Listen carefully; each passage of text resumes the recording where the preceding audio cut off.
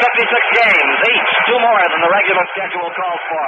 The Buns from Brooklyn, the Giants from New York have come down to the wire to where it is all or nothing. What happened before, even the Giants' closing rush from 13 and a half out, will be forgotten when the final decision is rendered at the Polo Grounds this afternoon. 20 years from now, the fans will be talking about this afternoon's hero as yet unknown, but the man and the hour are about to meet.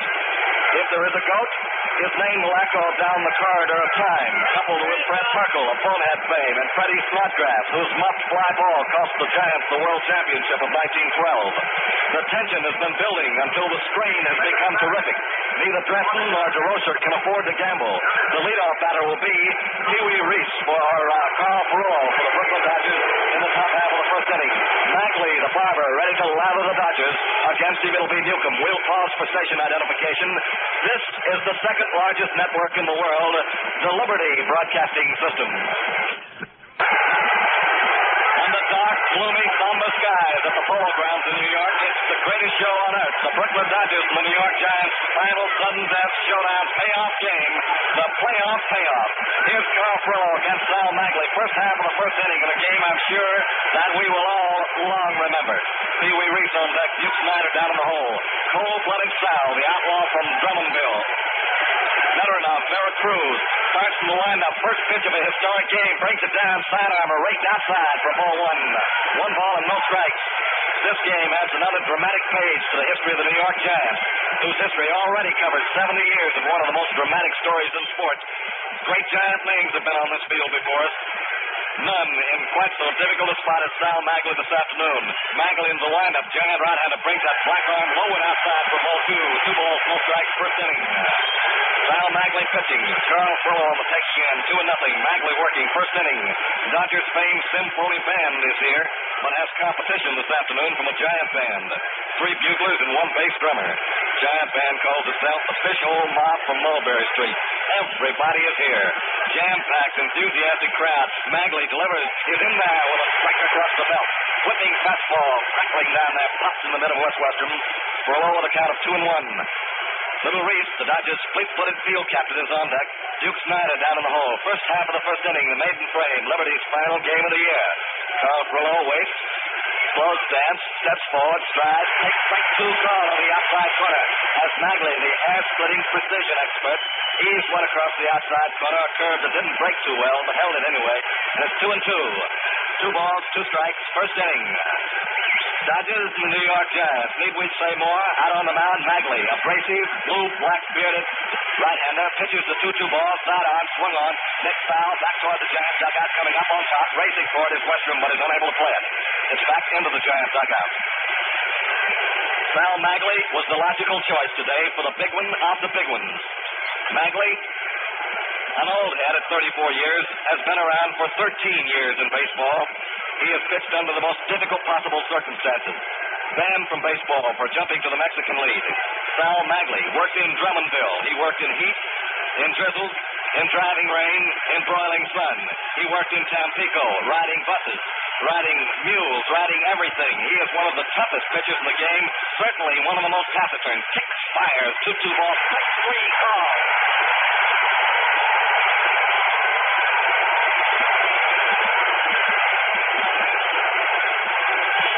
Perullo, and the drama begins late on the line. These 2 managers must have whirling, tumultuous thoughts going through their mind. I can just imagine. You put your whole life in a game, they must be thinking, and then they give you 1 afternoon to make good. Sudden death, playoff showdown. It's Reese now. Perullo took a strike 3 call on the 2-2 pitch. Sal Magley rocks, throws, overarm, drives him back from the plate as Reese twists away. 1 ball and no strikes with 1 out. Magley, 141 strikeouts. The Giants' shining 23-game winner. Well rested against the Don Newcomb, who has pitched 14 2/3 innings in 5 days. Can't be so well rested. Magley throws down. Reese fouled it off home plate. 1 ball, 1 strike, 1 out. Up. Pee Wee Reese, number 1, the Brooklyn Dodgers field captain. Newcomb and Magley have each hurled 3 shutouts this year. This is the second start between the 2 of them in which a decision has been rendered. Magley beat Newcomb in the only other start they've made against each other. The ancient cricket crease below the bluff on the black paper-littered shores of the Harlem River. Polo Grounds, New York. Magley bends way over as though looking through a keyhole. Starts from the windup. Reese, low over the plate, backs away, ducking under a pitch off the top of his cap, and its count is 2-1. Reese at bat. Duke Snyder on deck, Jackie Robinson down in the hole. Second time these two have met as starters, Magley and Newcomb. August the 16th at the Polo Grounds. Magley beat Newcomb 2-1. Crowd tight as a fiddle string. Payoff in Harlem as the Giants, favorites of Harlem, meet the boys from the land across the East River, the Brooklyn Dodgers. Up ahead, grimy skies. Across through the fog beyond the Harlem River, the great gray spires of Yankee Stadium, which will be alive tomorrow with the World Series, as one of these two will play. We don't know which now, but the team is about to meet the hour as Reese takes ball 3 outside, 3-1. 3 balls and 1 strike. Drama riding with every pitch. This is the end of it. Asked before the game about whether he can pitch tonight or today. Preacher Rose said, if I do, I'll have to go right-handed. Reese stride, takes low on a Magley slide up the ball 4, and Pee Wee is on. Question is whether Magley is sharp. Both pitchers did appear to be sharp in their warm-up. Magley to our right in front of the Giants dugout along the first base line, and below us, Big Don Newcomb, who was warming up in front of the Brooklyn Dodger dugout. Final game in the turbulent, ebbing National League race. The Giants have played on the same field for more than 60 years, longer than any other team in baseball. I've written many a page in history, and another one is being written today. So listen closely, and you can tell your grandchildren. You heard the most dramatic of them all. Magley pitches. Snyder takes high. 1 ball and no strike. The distances for you here today, 257 feet to right field, 279 down the left field line, 483 feet to the Eddie Grant Memorial Shaft in center. Underneath, Old Glory, which is unfurled from the center field masthead. The right field wall, 10.5 feet high. The left field wall, nearly 17 feet tall, with a capacity here of 55,000. Reese down at first. Snyder the batter. Magley feeds him, peels one off, dealing high ball 2. 2 balls, no strike. Levine's shutout yesterday against the Giants was the 7th shutout against this team this year. They're tough to shut out. Staley got 2, Sane 1, Roberts 1. Paulette 1. Newcomb has 1 against the Giants, 1 of the 7, and Levine's yesterday, obviously. From Bernard Baruch and Tom Dewey to Brooklyn's Harry the Horse and Spanish John Phillips, you have to talk baseball in New York today. From Flatbush Avenue to Sheepshead Bay, from the Savoy Ballroom to the Harlem YMCA, from Jacobs Beach to Hamburger Heaven, this series has got the joint jumping. 8 million New Yorkers are really moving today. Left-hand batter, Snyder, 275 hitter. The outfield's almost straight away. Bending over to get the sign, peeking in. Sal Magley whuffs him down in catching position. Here is Snyder ready to come up with a swing, and he takes underneath the knees for ball 3.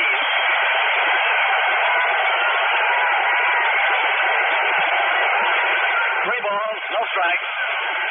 Snyder at bat. Magley having trouble with his control, which seems to be on the blink in the top half of the first inning. Magley, who never shaves before a game, lets his beard grow with normally one of the heaviest beards in the game. The barber shaving the Brooklyn Dodgers this afternoon, but shaving the corners slightly too close. He walked Reese, walked Snyder, has 3-0 against Snyder. On deck, Jack Robinson, a name to conjure fear in Giant hearts at this point, and then Andy Pasco. Here's a 3-0 ball. The giveaway pitch is flat to ball 4.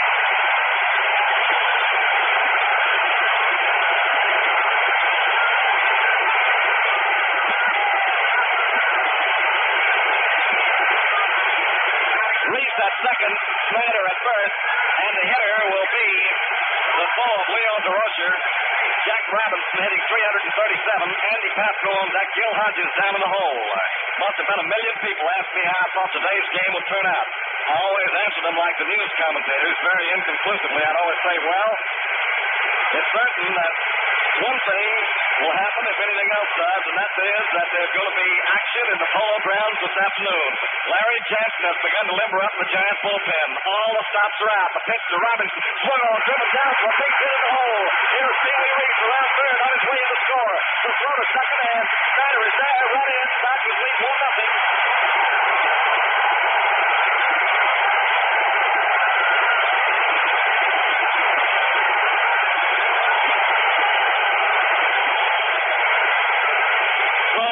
Comes in before this frantic, frenzied crowd as the New York Giants hope take a sudden back turn. Jackie Robinson bit into the first pitch and bit a blue darter hole in the shortstop between Dark and Bobby Thomson. Reese raced in from second to score. Snyder holds up at second. One out. Andy Pasco, the batter. That was Jackie's 185th hit. He has been tremendous in the last few days. Sal Magley being talked to by catcher Westrom. By his manager, Leo DeRosa, who now comes out to the mound. They'll waste no time at all. Larry Jansen, the Oregonian, the big family man, warming up in the bullpen. New York Giants trail by a score of 1-0. First half of the first inning. Reese walks, Snyder walks, Robinson drove home the run. With a sharp single outed in the hole between Dark and Thompson to the left. Sal Magley looks in. The batter, Andy Pasco, wide strider, 2 home runs in 2 days, steps forward, cuts a foul, back, and up into the upper deck out of play. Misty, murky skies overhead. The New York Giants, Brooklyn Dodgers in the final of the final. The last one there can be. The lights went on yesterday during the game. Will have to be turned on again today in the process of it. In any one baseball game, the odds are almost even, but the bookmakers went along with Magley today by slight odds. He's trailing 1-0 first inning. Sal Magley checking Reese down at second base. Snyder throws. Pasco hits a weak grounder in fair territory down the third baseline. Stepped on third by Thompson. The throw to first is not in time. There's a force out at third base as Bobby Thompson picked up a ball that went perilously close to foul territory, bouncing along the third baseline. He stepped on third almost simultaneously with the arrival of Snyder, but in time for the out. Threw across to first where Pasco was by just a hand safe on the fielder's choice. With 2 away and 2 on, Robinson second, Pasco on the jumping off place. It's big Gil Hodges, whose 40 home runs paces the Brooklyn attack in that department. The magic number for either team now 1.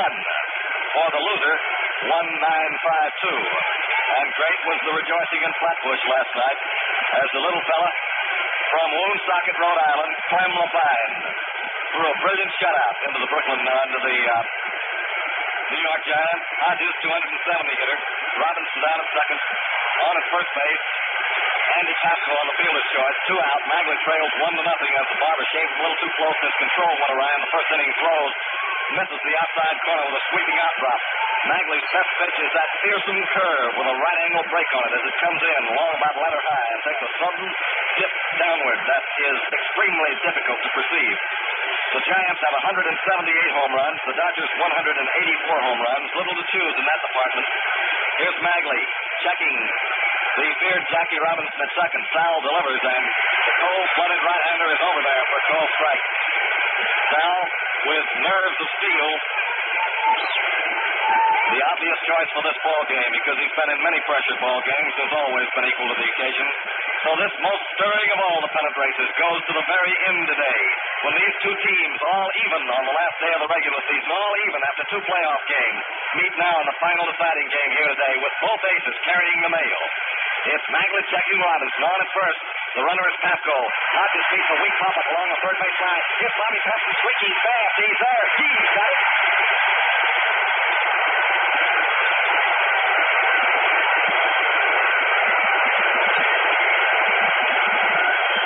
With the Brooklyn Dodgers in a profitable first inning, and even 1 run is a highly profitable, nay, a rich first inning against Magley. 1 run, 1 hit, no errors, and 2 men left marooned on base, spinning their wheels against the barber. Out on the mound goes that huge elephantine right-hander Don Newcomb to pick up the ball and face Eddie Stanky. The score at the end of 1/2 inning of play.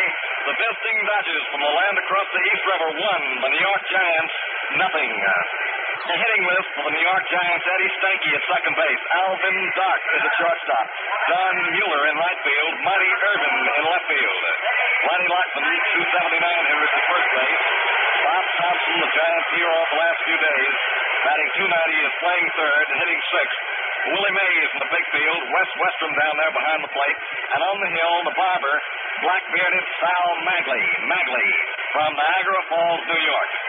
23 wins and 6 defeats for Magley. So your Giant hitting list of 9: Stanky, Dark, Mueller, Irvin, Lockman, Thompson, Mays, Westrom, and Magley. The umpire at home plate, Lou Jorda, ready to go play ball for play in the last half of the first inning. Now Don Newcomb is out on the mound. Eddie Stanky is up against him for the New York Giants. Stanky, last half, of the first inning. Sankey, the flaming spirit, vibrantly alive, fierce competitor. It has been many times said that Eddie Sankey has glorified the base on ball. With him, the walk is a major weapon. It's an attack. For opposing pitchers, this little fella, Eddie Sankey, miniature second baseman, is baseball's most aggravating player. There is a study, the David and the Goliath of it, Newcomb and Sankey. Newcomb pumps, pitches, Sankey watches, ball one is outside. 1 ball and no strikes. Another dramatic page in Polo Grounds history. As players here will go down alongside John McGraw and Christy Mathewson and Mike Donlin and Buck Herzog and Amos Rusey and Doyle and Frisch and them all. The pitch. Sankey watches. Strike one call across the outside corner. 1 ball, 1 strike. Last half of the first inning. Ed Sankey at bat. Great base on ball getter, holds the National League record in that department. A tough little man to get out. The man whom Branch Rickey said about. He can't run, he can't hit, he can't field, but I wouldn't trade him for Hornsby in his prime. Sankey waits. The Newcomb delivery.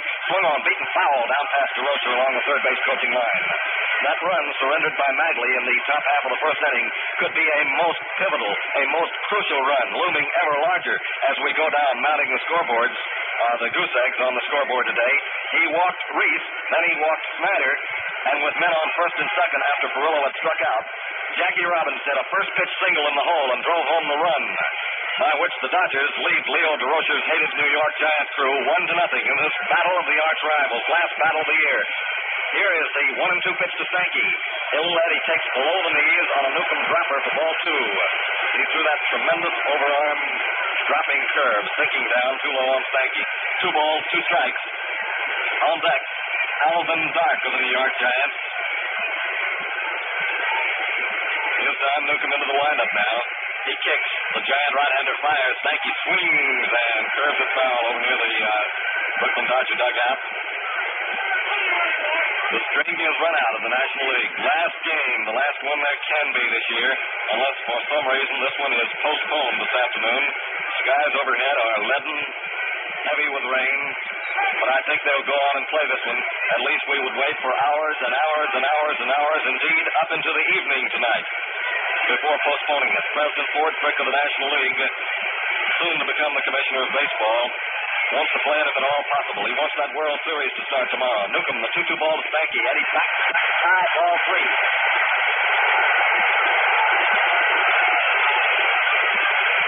3 balls and 2 strikes. A payoff count on Sankey. Now Newcomb's got to plank the big one down and in there to the little fellow. Pocket-sized Eddie Sankey, one of the smallest players in big league baseball. A fighter in the Phil Rizzuto tradition. Fiery, volatile second baseman, waiting. Number 22, has good eyes, Sankey. Not too fast. Infield, halfway up, outfield, shortened to the left. The pitch to Sankey, who swings, beats 1 foul down past DeRocher. Slow like old Luke Appling, stands up there, fouls him off, waiting for the one he wants. Can you remember who was in right field for the Giants in 1937 when they took their last pennant? Sure you can. It was that grand guy, Mel Ott. And now, Mel's daughter is about to be married. You feel kind of old, man? For the third time in 4 days, the Brooklyn club wriggled back off the brink of the precipice into a National League tie yesterday. One more push, and over they've gone. Newcomb kicks the payoff pitch, swung on. There's a little try fly out toward left field. That goes in very fast, stop. Pulls it down for the out of Sankey, laid a blooper out in short left field. Tafko raced in to get it, and most of the crowd had probably convinced themselves that Eddie Sankey, having worked Newcomb to a 3-2 count, was to be given a pass that time. But Newcomb bearing down, putting everything that he has on it this afternoon, pitching with utmost caution, clanked one right down the wheelhouse, and Sankey had to hit it or go out of there on strikes. Here is Al Dark of the National League New York Giants. Right-hand hitter Dark, the pitch to him. Al swings, beats a sky-high fly along the third base line. Coming in for it is Billy Cox near the mound. He's got it, putting it in the well for the out and there or two away. The Giants 2 up and 2 down to Newcomb. And now the batter, Don Mueller. Teammates call him Mandrake. That's a tribute to the almost magical way that Don places his hit. He's only 23 and at the doorway to a long and brilliant career. Mueller, whose home run hitting here at the Polo Grounds against Newcomb and other of the Brooklyn Dodger pitchers has been a sore point for them. On deck, Monty Irvin. Newcomb rocks the Giant right-hander vigorously, throws, strikes. called on the outside corner. Bill Terry, the last Giant manager to bring them a winner, was on hand yesterday and is again today. The roster of celebrities here today reads like a who's who. This ball game being brought to you throughout the world on Liberty and the Armed Forces Radio Service. Newcomb's big pitch, slow ball, swung on as he pulled him, beaten down to the first base coach, Freddie Fitzsimmons, who nurses the Giant pitchers. Leo DeRocher wig-wagging at third.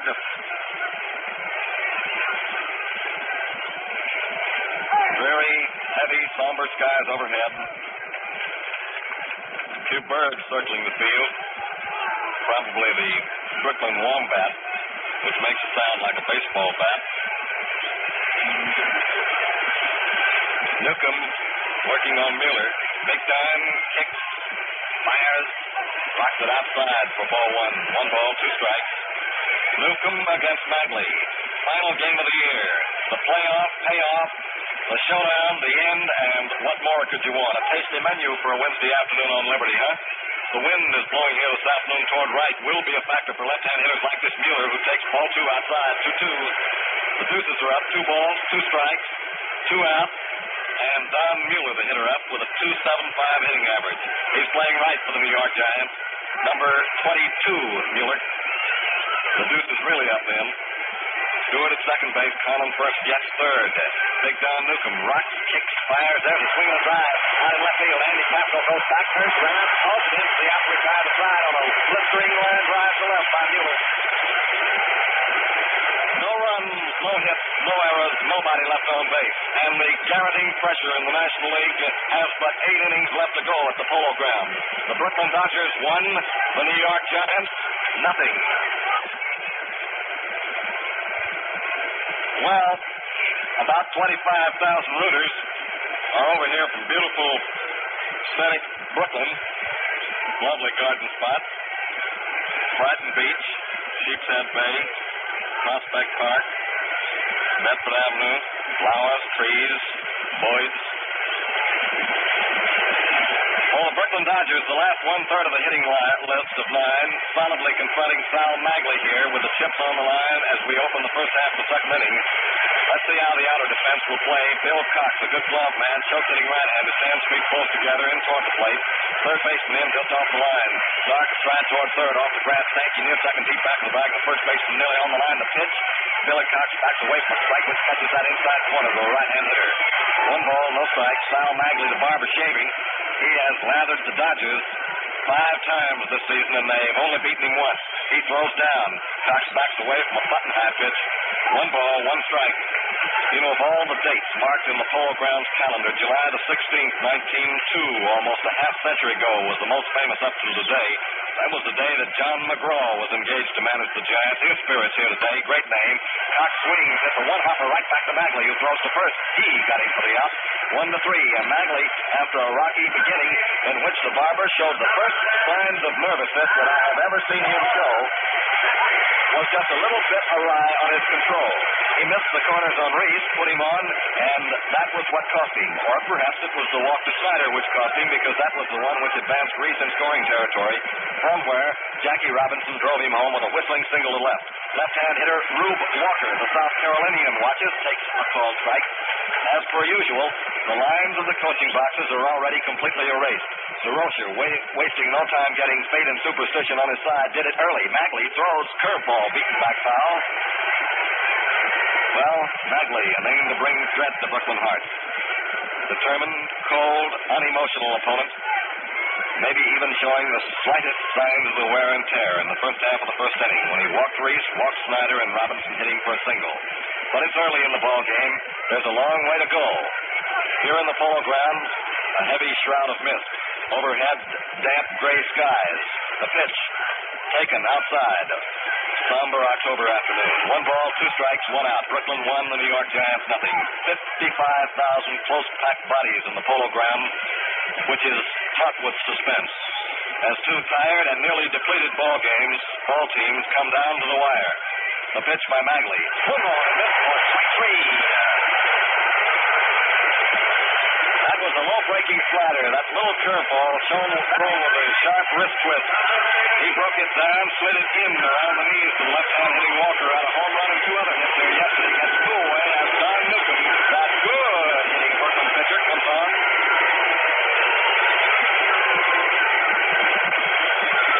record this year, 20 wins and 9 defeats. Two of the best managers in baseball, two great strategists, Leo DeRocher and Charlie Dresden, opposing each other in a battle to the finish, the final in the National League. Magley, arms behind his head, the right-handed throws. Newcomb lifts a high pop up to the left side, slicing it off as he hit late on a fastball. Thomson's there and makes a basket catch of the ball to retire the side. At the end of 1 1/2, here at the jam-packed Polo Grounds in New York, in baseball's history-making third playoff, and the only third playoff game in history, the Brooklyn Dodgers won, the New York Giants 0. Down into the windup goes Don Newcomb, big right-hander, unbanned, third and swing, hits one down deep the hole. Reese goes over, fields the ball, throws to first, and he's in time with his throw for the out. Pee Wee's fielding has been spectacular in this series. He, like Sal Magley, is a great player under fire. Reese sped over to his right into what would have been, for a left fleet shortstop, the hole in the left side of the infield. But he plugged the dike, stuck his gloved hand in there, in the lurch, grabbed it, threw to first for the out, and here is Whitey Lockman. Newcomb pitches, Whitey swings, hits one down to the right side. Hodges tries to back at it, but misses into right field on the ground for a Giant base hit. And Lockman, the potential tying run, is at first base. Hutt is the potential go-ahead run. Bobby Hutt.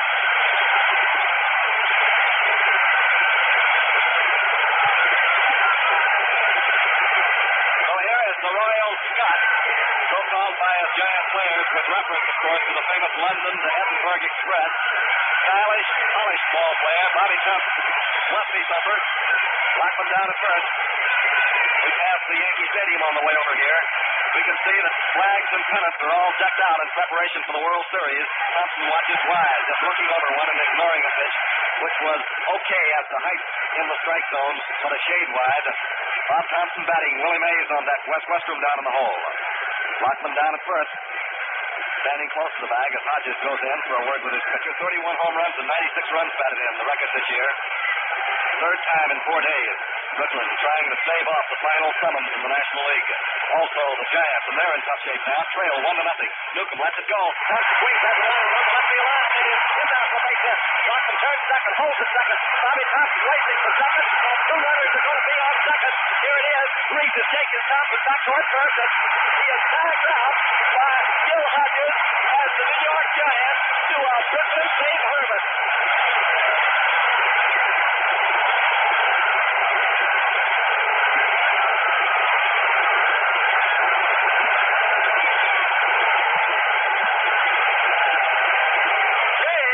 Babe Herman.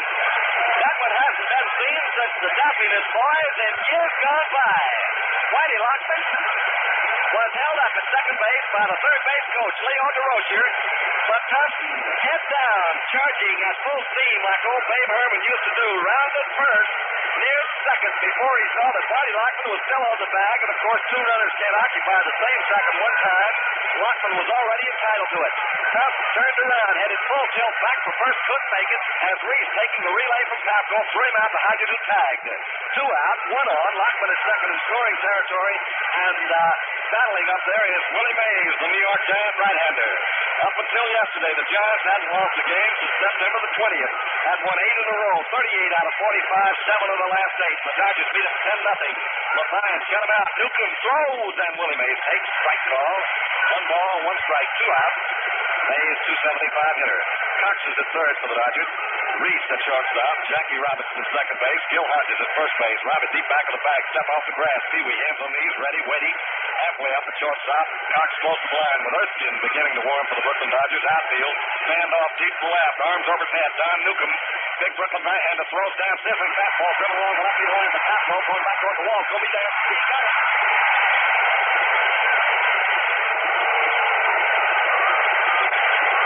Well, the New York Giants pulling a skull in the second inning. A real boneyard play. Would have had runners at first and second with 1 man out. Willie Mays and Westrom 2 up. But as a result of Bobby Thomson's headlong charge into second base with Whitey Lockman already occupying the bag, memories are brought to mind of Babe Herman, who still grows green in the limbo of Brooklyn. No run, 2 hits, no errors, and 1 man left on base. Going now into the first half of the third inning at the Polo Grounds in New York. The Brooklyn Dodgers won, the New York Giants nothing. At the Polo Grounds, it's a Brooklyn hitting list of Perillo, Reese, Snyder, Robinson, Tapco, Hodges, Cox, Rube Walker, and Don Newcomb. The Giants have started off darkly indeed. You know, it's interesting that these two teams, no matter how tired, how crippled, how ailing their pitching staff are, well, they just happen to have two 20-game winning aces ready for this final game. Sorocha and Dresden had Newcomb and Magley ready. Well, out into the field go the Giants, looking as worried as a Bostonian going west of Worcester. The lights come on. We told you they would early this afternoon. That's 3 innings, 2 innings. No, I guess 3 innings, actually, earlier than they were illuminated yesterday afternoon. Magley wipes his brow. The barber, the Niagara Falls Nugget, Sal Magley, pitching to Carl Frillo, who led in the first inning with a strikeout, reaches for one and looks at ball one, which twirls down low and outside. Carl Frillo batting for the Brooklyn Dodgers. Magley peels it off. Frillo hits a weak bounder right back to the hill. Frillo throws, or Magley throws. He got him for the out. Magley to Lockman, 1-3 on Frillo, who has twice meekly submitted to Sal Magley. And now it'll be Pee Wee Reese, who wheeled a walk off Magley as he came up the first time and raced home from second to score on Jackie Robinson's solid bingle in the hole on the left side. Lou Jordan calling balls and strikes. Jocko Conlon at first. Bill Stewart's down at second base, and Larry Getz is at third. And now for the stalwart blue line from Brooklyn, Pee Wee Reese. The shining heroes of Harlem, the New York Giants on the field. Sal Magley winds, throws, and it's missing outside. Ball one out. Brooklyn won, the New York Giants nothing. Playoff payoff. The final. The end of the end. Last game of the year between these two as Reese watches ball two swirled outside. Magley does definitely not appear as sharp here this afternoon as he has been in other games we've seen him, particularly the one last Saturday when he four-hitted the Boston Braves in a masterful shutout. If anything, Newcomb has looked the sharper. Magley throws, strike call on the outside corner. Even so, Newcomb yielded 2 base hits to the New York Giants in the second inning, which only wretched Giant base running kept from being a real threat to the big Brooklyn right-hander. The ancient cricket crease below the bluff. There's one swung on, hit up into the air out toward right field in foul territory. Whitey Lockman's over near the grandstand. He's got it. Lockman went over to pull it down, drifting under one that was curved foul. Kind of a powder puff hit up along the first baseline. Lockman dashed back to pull it down. So now Magley, after a rocky beginning, has retired 7 batters in order. Duke Snyder is the hitter for the Brooklyn Dodgers. Snyder, S-N-I-D-E-R. Duke, National League pennant on the line. The World Series on the line. Snyder swings, cutting hard, flailing at an outside pitch, and I do believe that he went a-fishing. Billowing breakers of the Harlem River. Out beyond the center field fence, the Snyder watches outside. 1-1. Ball ground. Bounded behind us by Coogan's Bluff, in the front by the Harlem River. On the right by a huge parking lot. On the left by some apartment buildings. Magley bends over, peeking in for the sign. Kicks, throws, Snyder cuts, misses, strike 2. 1 ball, 2 strikes. And you hear him roaring behind, don't you? This is a ball game to end them. A dipper-handled, green-sided nickel nipper today. A real scene breaker. Dresden from yesterday claimed that Sheldon Jones was throwing a spitter. Pitch is high, 2-2 on Snyder with 2 away. The base is empty as a schoolroom in July. The outfield shaded to the left. There was a new wrinkle about that spitball. Usually the Giants and the Dodgers are arguing over beanballs rather than spitballs. Magley getting the sign. Westham in crap shooting position, giving it to him. Magley feeds. 3 outs.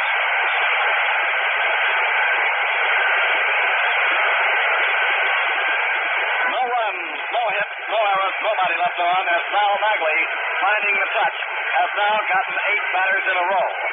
Since Jackie Robinson delivered the lone single off Sal Magley here this afternoon, but a most important and pivotal blow it was. A solid clutch hit.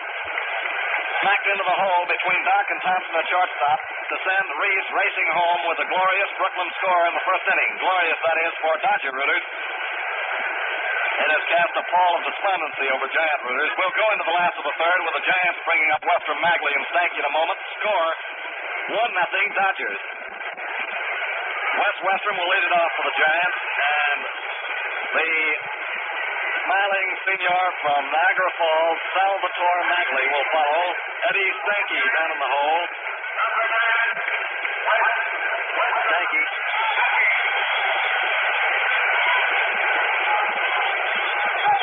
Wes Westrom with a .247 hitting average is the batter for the New York Giants as we come on into this inning. Westrom wearing number 9, kicks around, getting a firm toehold in the batter's box. Down on his haunches, Al Rube Walker. Big Newcomb out on the mound for the Brooklyn Dodgers. Scuffs around. And now it's play. Last half of the third inning. Wes Westrom, who broke the all-time National League fielding record for catchers last year with a .999 average, is the batter. A good sticker, good power hitter, not consistent though. Swings, misses, hard play on it. 0-1. Newcomb pumping him home for the Brooklyn Dodgers, trying to ride that one-run lead home.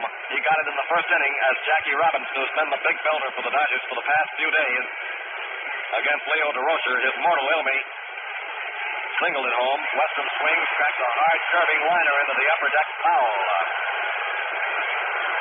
Westrom, .247 hitter. Sal Magley on deck. This fellow Westrom, fine defensive catcher, made in 680 chances last year. One low throw, just one error. A .999 record for the highest average ever recorded, fielding-wise, in the National League. Very good catcher, going out well on pop flies, gets out well for bunts, hits a long ball occasionally. The Giants, in their previous second inning, had a golden moment. Lockman singled. Thomson followed with a slashing single to left. But then, shades of Babe Herman raced into second base with Lockman already on the bag. The pitch by Newcomb arched in high inside. High.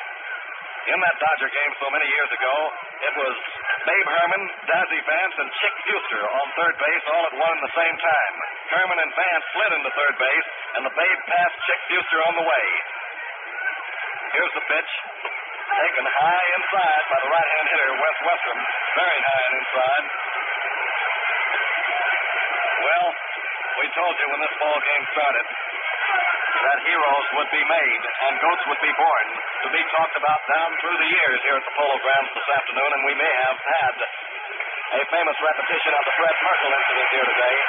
Don Newcomb throws and misses inside. 3 balls and 2 strikes. Payoff count on Westrom, leading off the third inning.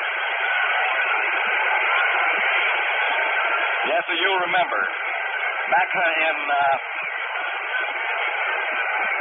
I think it was 1912, when Freddie Merkle of Bonehead fame and Fred Snodgrass infield must fly cost the Giants the World Championship. Westrom takes ball 4 outside his arm.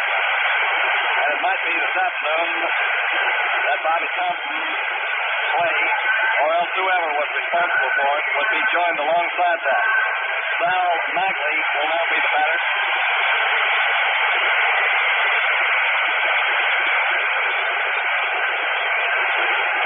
See, Westrom would have been up in the second inning had there not been the skull on the part of the Giants as far as base running is concerned. They would have had 2 on and 1 out with an opportunity for both Mays and Westrom. You see now, Westrom has walked. Magley, the batter, smiling Salvador. The infield charges in as he is expected to bunt, and he doesn't. It is strike one call down the middle of it. Sal Magley batting for the New York Giants. The Giants have had the best National League pitching, and a lot of it can be traced right home to Sal Magley. He was the league's winningest last year, that is in 50 with 18-4. Second only to Jim Hearn in earned run average with 271. Won 11 games straight at the close of last season. Infield in again. The pitch to Magley, who's trying to bunt. It's high though, 1-1. 1 ball and 1 strike. To show you what kind of a pitcher Sal Magley is under fire, how good a pitcher he is, last year he worked at one time 45 scoreless innings, missing Carl Hubbell's record by 1 1/3 innings. He has a curve that Kiner and Musial even think is the sharpest in the National League. Here's Cox almost halfway in. Hodges rushes in. Magley bunts. Foul. 1 ball and 2 strikes. Giant hopes looking right at the moment dark as the inside of an inkwell. They trail 1-0. It's early in the ball game. Niagara Falls Nuggets, Sal Magley, with 13 savvy years of campaigning on his shoulders, riding the National League pennant for the Giants today. It's on the broad back of Don Newcomb for the Brooklyn Dodgers, ace against ace. So for all these crippled, ailing pitching staff, as I remarked, somehow Dresden and DeRocher were able to muster 2 20-game winners for this game today. Newcomb throws to first, not in time. Westrom gets back over there. It's all on the line. Either team has the magic number 1 today.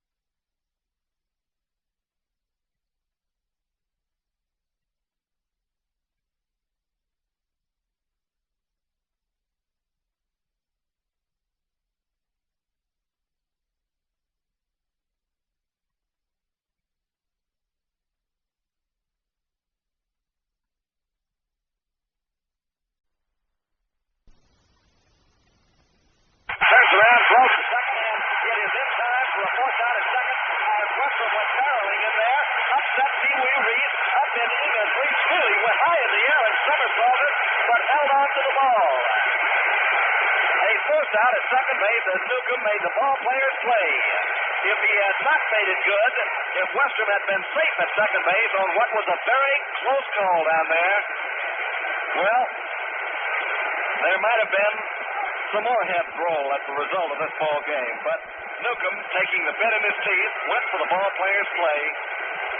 The one in which you live or die, and got his man at second, 1-6. Magley safe at first on a fielder's choice, no sacrifice bunt. The batter is Little Stanky, the brat, number 12, diminutive second baseman of the New York Giants. Outfield jagged, short and right, short and center, deep and left. Outfield, the infield, up in double play depth. The Stanky watches high for ball one. 1 ball, 1 strike. The score 1-0 in favor of the Brooklyn Dodgers. On deck after Stanky will come Alvin Dark. Dark. Everything riding here. Giant base running cost him a threat. The pitch taken outside. 2 balls and no strikes on Stanky, who, as I told you earlier, makes the walk an offensive weapon. It's a major weapon of attack with him. He leads the National League in base on balls. DeRocher trots down to talk to Stanky, who immediately gets out of the batter's box and meets his pilot halfway down the line.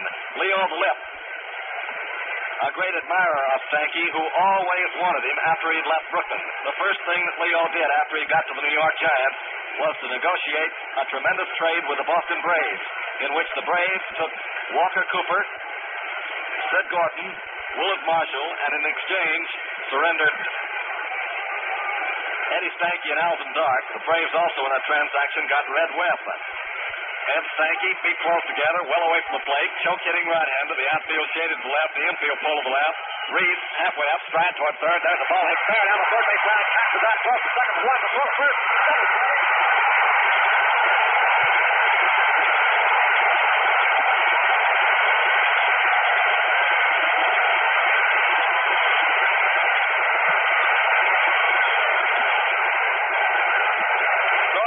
Play hit into by Stanky, 5-4-3, as Billy Cox, as sure-fisted a glove man as ever played third base for a baseball team, made a sparkling backhand stop on a hard-hit ground ball just inside fair territory on the third baseline.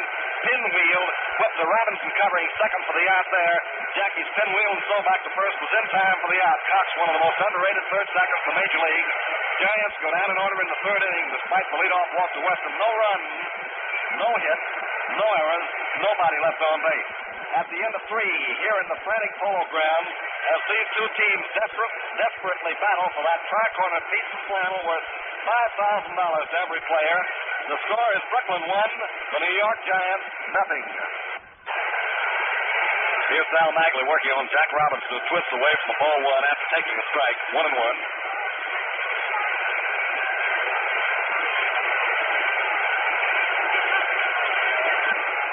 1-1.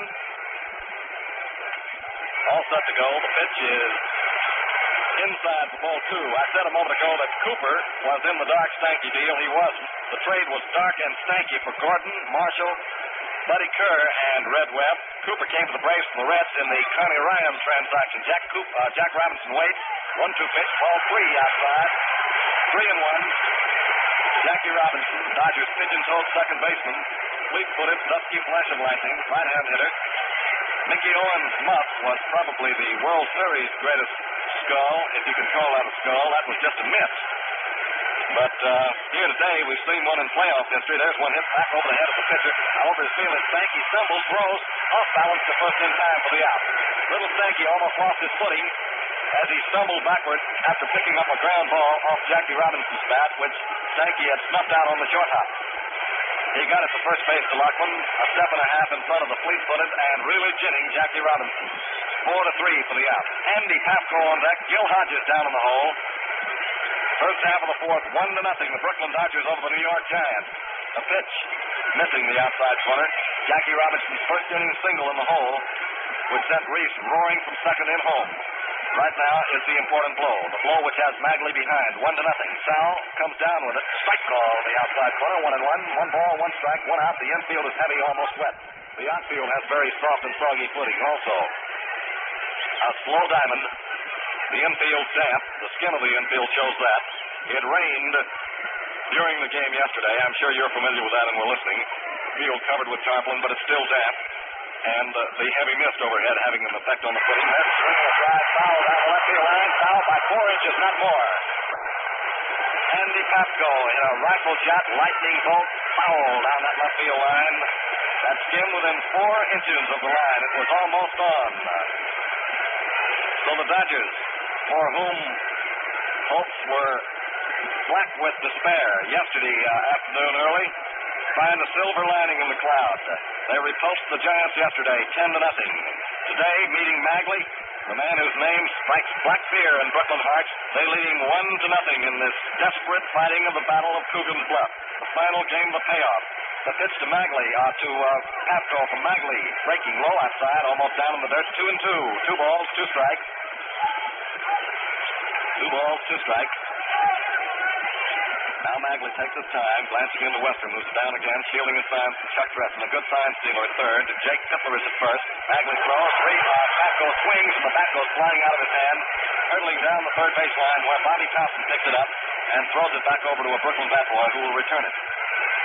The Brooklyn Dodgers and the New York Giants in the baseball end-all, the real end-all. DeRocha yesterday gambled as though it were a meaningless exhibition. And if it were his idea to save his good pitchers for the series, he may have to wait a year at least because he's got Newcomb today as they shoot for the role. But that, of course, was not his idea. Not at all. For people second-guessing DeRocha, consider that if he had started Magley yesterday, Sal would have been wasted. The pitch, Pafko cuts and misses, and strikes out swinging. 2 up and 2 down. A lot of people have said that Leo should have started Magley yesterday. But it would have been a total waste of Leo's first-line pitcher because against Levine yesterday, not even Walter Johnson at his best could have helped the Giants left. They had just been wasting Magley against a kid throwing a shutout.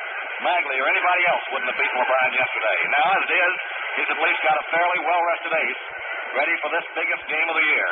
Magley was tight yesterday, said he wasn't ready. Even Dresden said that he would have done the same thing that DeRocha had done. The pitch. There's one cut at his miss for the right-handed hitter. Hodges going around for it. Out on the mound, Sal Magley, who has had 3 days of rest, and that's generally enough for him. Don Newcomb had 5 2/3 innings of pitching on Sunday. The pitch. And missed again on a weak swing by Hodges, who tried to ignore the pitch at the last moment, but too far through on his swing. Catching today for the Dodgers is Rube Walker, who had 3 hits here yesterday, and who is subbing for Roy Campanella. Campanella pulled a hamstring muscle in his right leg. He's taking a freezing spray rather than injection, but they're not deadening the pain, Roy says. 2 out, Hodges at bat. 2 strikes on the big fellow. Magley throws it down. Gill beats a weak roller down to the third baseman. Thompson freezes it, arches his throw. He's got it coming out.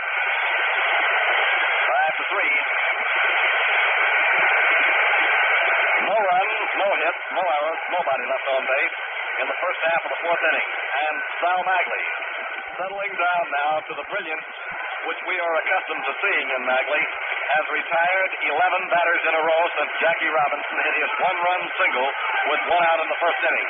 Magley has been airtight, freezer compartment tight, since he opened in the first inning and allowed Robinson to hit him and Reese to run. We'll go into the last of the fourth now.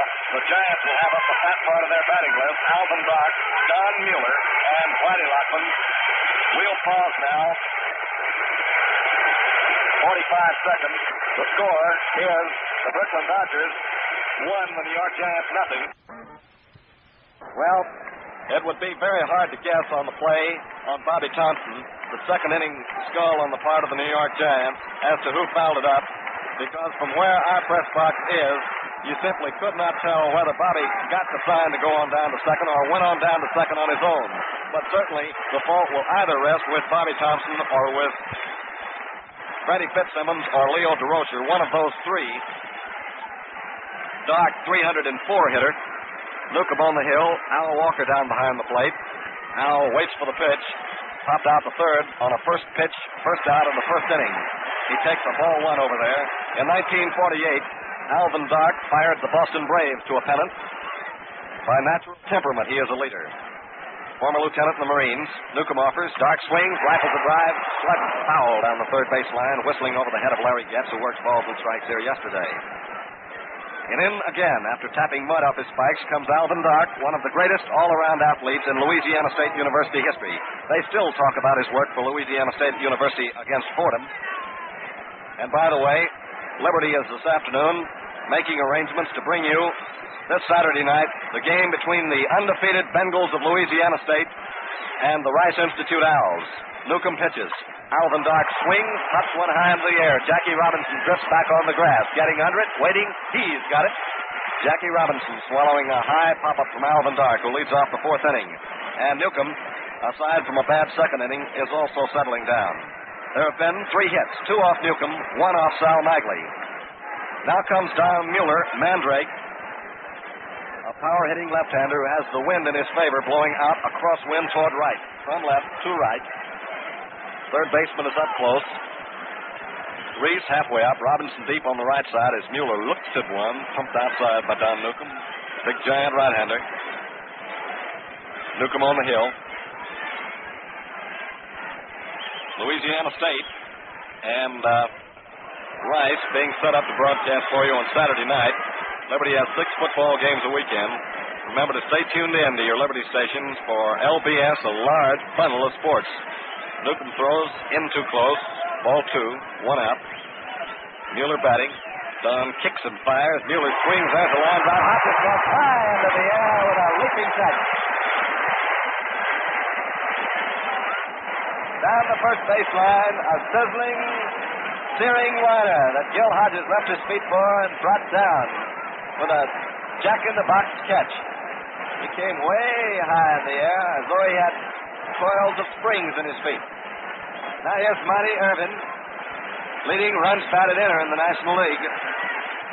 Right-hand hitter. The outfield stands far to the left. Infield toward third. Newcomb throws him down, and Irvin looks it over. High and wide for ball 1. 1 ball, no strikes. Pervasive gloom and depression over the Polo Grounds, Rooters. Dodgers fans wild with enthusiasm in the desperate fighting at Coogan's Bluff. Newcomb kicks. Big right-hander, overarms it. Monty Irvin moves back away from a chin-high pitch. Another dramatic page in Polo Grounds history. Irvin with 2 out. The base is empty. Is batting. Robinson over near second. Reese halfway between third and second. Giants in the Valley of the Shadow, trailing 1-0. Last of the fourth inning. Newcomb throwing down. Irvin takes it upstairs. 2-1. 2 balls, 1 strike. These 2 teams struggling down through the year. Blazing, shining, stumbling, faltering, blazing, shining again. Finally coming down here to the last day when only 1 game matters. When you can forget everything else, this is the only one. We're starting all over. Newcomb pitches. Irvin swings. Hopping ball down to Cox, who freezes it. Throws in time for the out at first. No run, no hit, no errors, nobody left on. And we are at the end of 4 quick 1-hour innings in the Polo Grounds. going into the fifth inning here at the PG in New York, site of baseball's third game of a playoff. The score is the Brooklyn Dodgers 1, the New York Giants 0.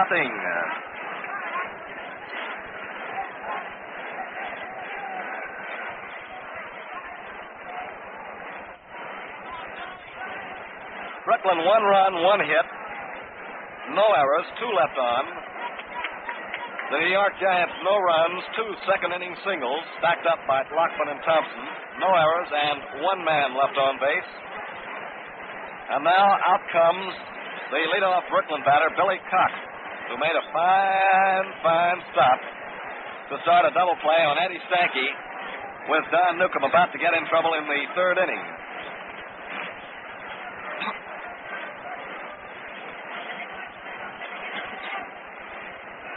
There have been 3 interesting points in this game so far. Magley's slight nervousness at the start. That's just an assumption on my part, since I have no way of knowing, but he did appear that for the first time since in all the times I've ever seen him, he might be just the slightest bit of twitter. He missed the corners on Reese, walked him with 1 away. Snyder was also walked, and then Robinson singled. That brought home a run. Then in the Giants inning, Bobby Thomson. There's a pitch, bunted along the first base line by Cox. Up the zone. Magley picks up the ball, shoots one, low to first, that hits Cox on the leg. And that's the second time that a ball has hit a runner here in 2 days. They're going to call him out at first base, or they're going to call it safe at first base on a hit. Hit at first base.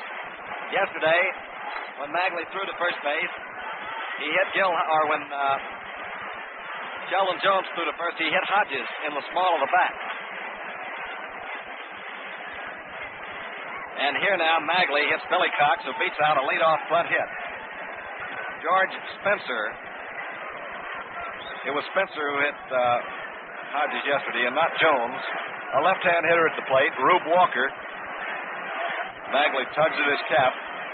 Shoeless Joe Jackson hit the first homer over the right field roof here. Rube Walker duplicated it yesterday afternoon. There's a swing and a miss. The monumental Titanic homer that Walker hit yesterday. Joe Jackson was the first ever to do it. Shoeless Joe smothering pressure on the New York Giants. We pause for station identification 5 seconds. We'll do it after this next pitch. Magley taking the sign now. New York Giant right-hander looks to his runner at first. Cox throws down, cut on and missed for strike 2. Now 5 seconds to play that this is Liberty.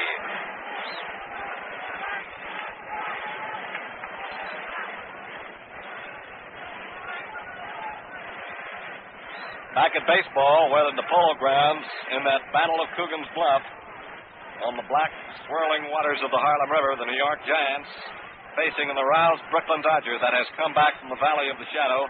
Won yesterday 10-0, leads today by a score of 1-0. The light's shining, but the heavens overhead are brightening up all the time. Al Walker, the batter. Magley offers. Al swings and misses for strike 3. For Magley, the Barber has now recorded 5 strikeouts in his first 5 innings.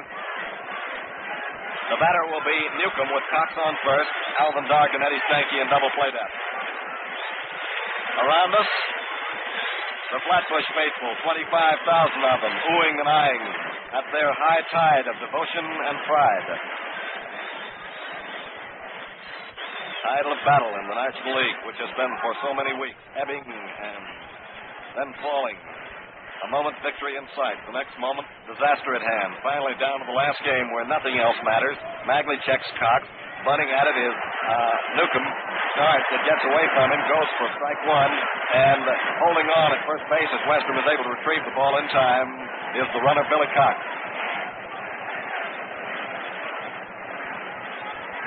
Would you call this a Cold War? A war of nerves? That's certainly one way of putting it. Out on the mound, inscrutable Sal Magley. His face, an unreadable blank. A man of no nerves. An old outlaw campaigner at Drummondville and at Tampico. Brought back from the Mexican leagues by Chandler's amnesty. Magley offers. They charge in for the bunt. It escapes Wes Western as Newcomb fouls it off. Beats his bat into the ground in disgust. Big Don from Leonia, New Jersey, 6'4", 220-pounder. Mrs. John McGraw on hand.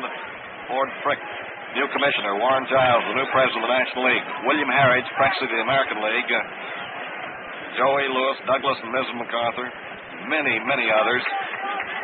Who's who here this afternoon in earnest. Dizzy Dean is here. He'll be heard nationally for the first time next year. The old Cardinal pitcher, you know. Dizzy has reached the metallic age. Gold in his teeth, silver in his hair, lead in his feet. Still around, though. Magley throwing Newcomb. Don takes left-hand batter. Wide, ball 1-2, after trying to bunt twice and going to strikes both times.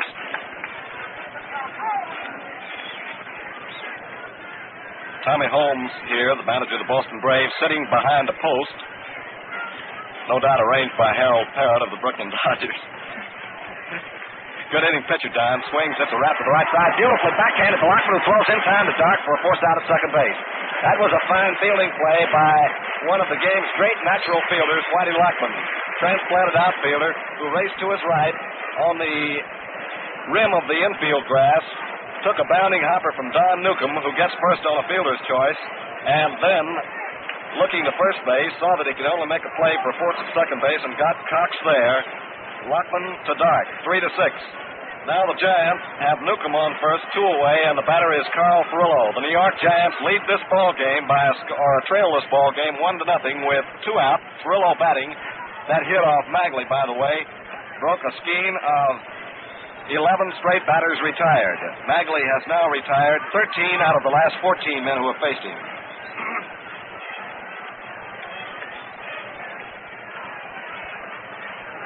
Furillo, right-hand hitter.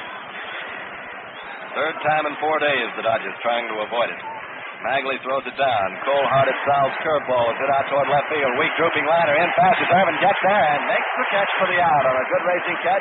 He was laid way back for a pull-hitting right-hander, way back toward the wall at a country mile, put on a full head of steam, and came roaring in to get it.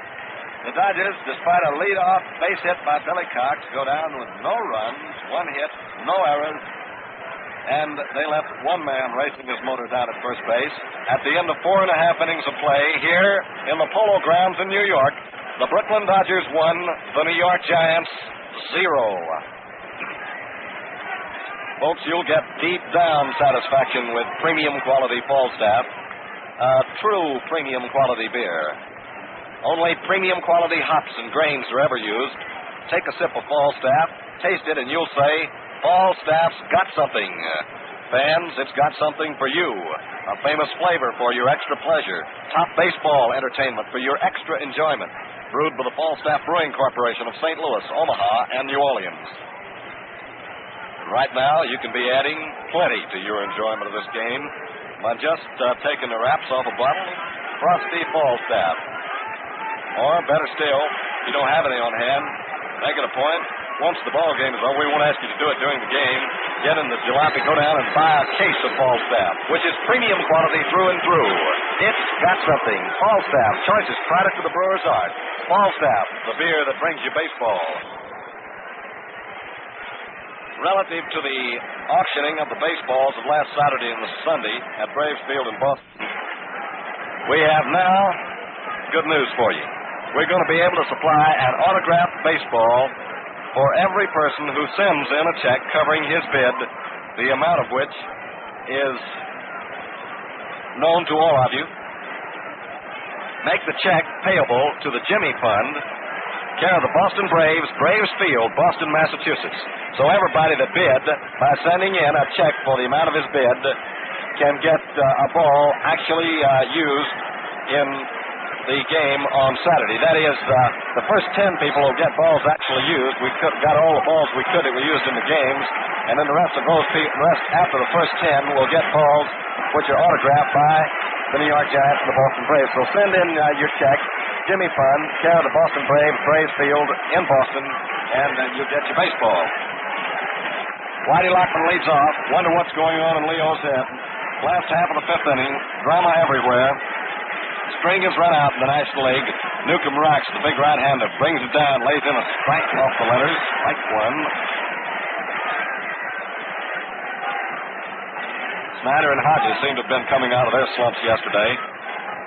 Robinson says the Duke hadn't been swinging right and was yesterday for the first time. Pitch, giving ground on it is Whitey Lockman.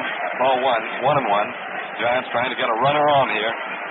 Get something started if they can. Lockman, like Mel Ott, was a Polo Grounds figure before he was 20. Everybody thought he was through after a multiple ankle fracture in 47. Back he came to the headlines. Takes strike ball. Outside corner whistling curve. Terrell Whitey Lockman from Charlotte, North Carolina, the Warhawk. Facing Big Don Newcomb, the giant right-hander of the Brooklyn Dodgers. Tommy Holmes' family being threatened. He lives in the Bay Ridge section of Brooklyn. Brooklyn fans threatening him for having knocked the Dodgers almost out of the pennant race last year. Lockman hits a whipping ground ball. Takes a nasty hop. Reach, stop, throws on Fuji now.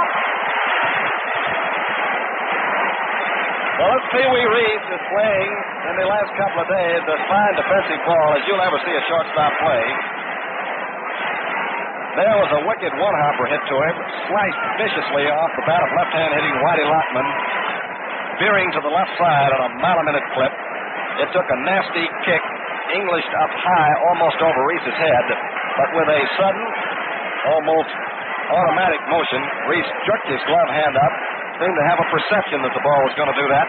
Pulled it down and threw him out. Franco Worms in the Dodger bullpen. Newcomb throws. Thomson swings. Gets the grounder inside third base. Bad territory. Here's Bobby around first. Whistling for second base. Good throw to second. He drives. Elbow. Belly buster.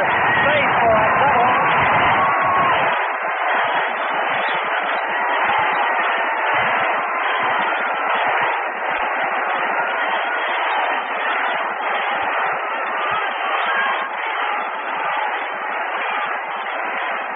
Bobby Thomson, who was no doubt being blamed for a Babe Herman skull in the second inning by many fans when it may or may not have been the fault of the New York Giant coaches, redeemed himself to glory in the hearts of the New York Giant fans with a sizzling one-foot fair third baseline double out along the left field line inside Bill Cox, who, as good a glove man as he is, couldn't get that one with a dive at it. Thomson streaked into second and hit a belly whopper slide in front of Jackie Robinson's tag, which was put on his head as he came in. Not in time. Thomson had his arms spread out, and he went off into second base just like you'd go off a diving board, belly busting in. He's in there, scoring position at second. The batter is Willie Mays. One out. The Dodgers lead by a score of 1-0 in the sudden death finale. Curtain call in the National League. Don Newcomb looks down, checking Bobby at second base. The pitch to Willie is high inside for ball one.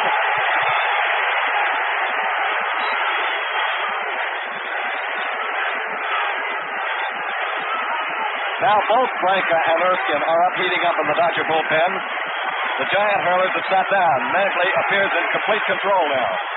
Newcomb's pitch to the right-hander. Willie cuts and fouls up a burning fast pitch. He had Willie swinging late on that one. Such was the velocity with which Newcomb threw that one in. That had smoke all over it.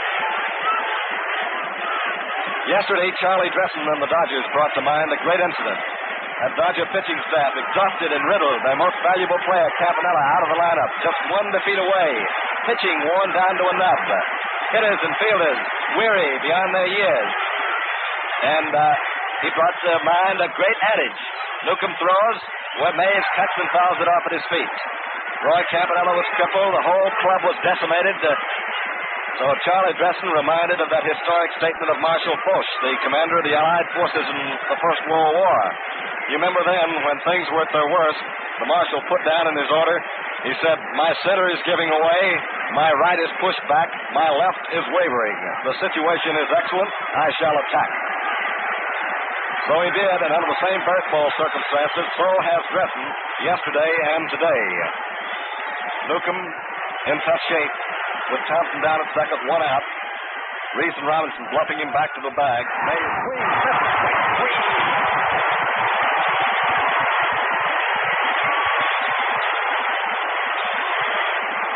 Now out trots Dressen to talk to Don Newcomb about how he's going to pitch to Wes Westrom, the batter coming up. Maybe perhaps to tell him that they want to walk Westrom and get to Magley. The strategy on this one will be forthcoming immediately. Newcomb, who pitched 5 2/3 innings Sunday, being relieved in the 13th with 2 on and 2 out, had brilliant fielding. They had but one hit off of him, but he walked 6. He was out there to battle Robin Roberts and save the Brooklyn Dodger pennant. He, like Rowe, has been complaining of a sore arm. Rowe, you know, who, if the Dodgers win this one, may or may not start the first game of the World Series tomorrow, didn't survive the second inning with 2 days rest. They're going to walk Westrom. That was what Dresden was going out to tell Newcomb. They're walking Westrom in order to get to Magley, knowing that the Giants cannot afford to relieve Smiling Sal, the Niagara Falls Nugget. Sal Magley with 23 and 6 will be the next batter as Magley, hitting 155, will come up the moment Westrom is walked. Here's Newcomb turns around, making Bobby Thomson hustle back into second base after the 3-0 pitch out. Magley had a base hit up in Boston on Saturday. It was a very valuable blow on his own behalf. And now they're telling Leo DeRocha to get back in the coaching box at third base. He's out of it. He's still standing on the edge, though, and now Leo DeRocha, after the ball 4 is pitched, is coming down the line in order to talk to Sal Magley. Westrom walk. Giants have the tying run at second base, the go-ahead run on first base with Magley, the barber, hitting. Sal has lathered the bricks 5 out of 6 times this season. 5 out of 6. Carl Erskine, who was warming in the bullpen, went the route for Brooklyn on Friday night. This is Newcomb's 3rd call in 5 days, his 4th call in 8 days. He is 5-2 against the New York Giants this season, 0-1 to Sal Magley. Magley is 5-1 against the Brooklyn Dodgers. They've beaten him but once. Giants playing on the same field for more than 60 years. Magley the batter. Newcomb pitches. Sal swings at the dribbling grounder down to Reese, who eats it up, throws to first. He got him in the books. They're out of the jam. They beat the Raps 6-3. Magley had a slow hopping grounder, a skipper of 2 hops down to Reese, who trapped the ball on the half hop, came up, sizzled it to Hodges for the out. No runs, 1 hit, no errors, 2 men left on base. And now, moving into the 6th inning here at the Polo Grounds in New York, as time grows short for the desperately reaching Giants, the score is the Brooklyn Dodgers 1, the New York Giants 0. Well, if you could write the script for this one, how would you write it? If you were a Hollywood writer and say, Dory Sherry, the director of production of Metro-Goldwyn-Mayer, came to you and said, write me a script for a great baseball picture. I want it to be the most thrilling baseball picture that you can imagine. What would you write? Why bother? Why not just copy the 1951 National League race? Wouldn't that be better than the most imaginative scenario writer could possibly drum up? I'm sure it would. This is the end of plots. Well, out goes Magley for the Giants, trying to turn back the Dodgers another time. The name Giants came from the 1883 Giant team. They were very big men there in the twilight gaslight era.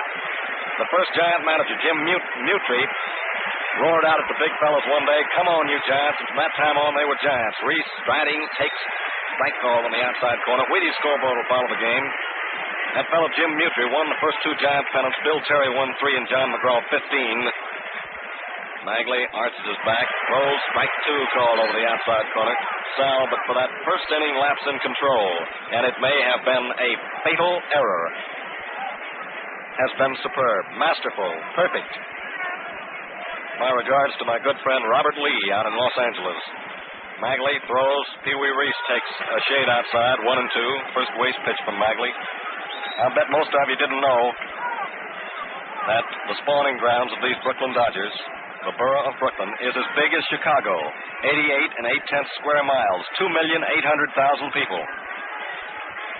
Magley works down to the right-hander, and Reese watches strike 3. It's on the outside corner. Brilliant curveball, broken off, swept across the outside corner as Pee Wee just stood there with an open-mouthed face.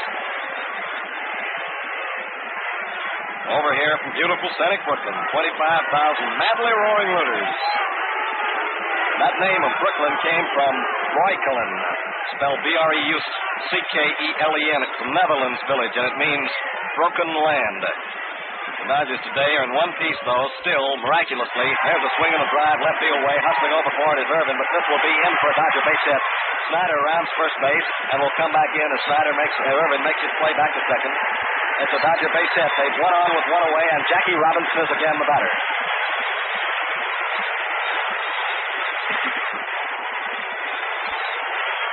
So here is the Dodger hatchet man, Jackie Robinson, and some of the Giant fans booing.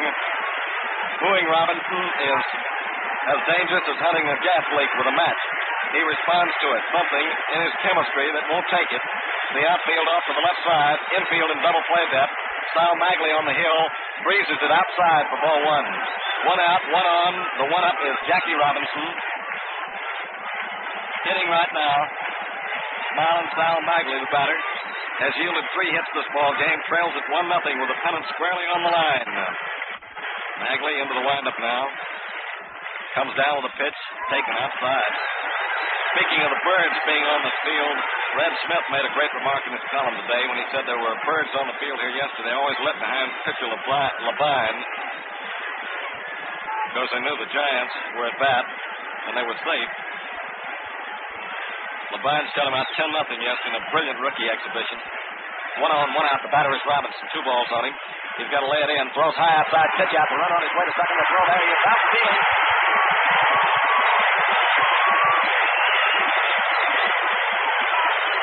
Snyder streaks for second on a pitch out. The Giants had to steal dope. Precious that it was going to take place.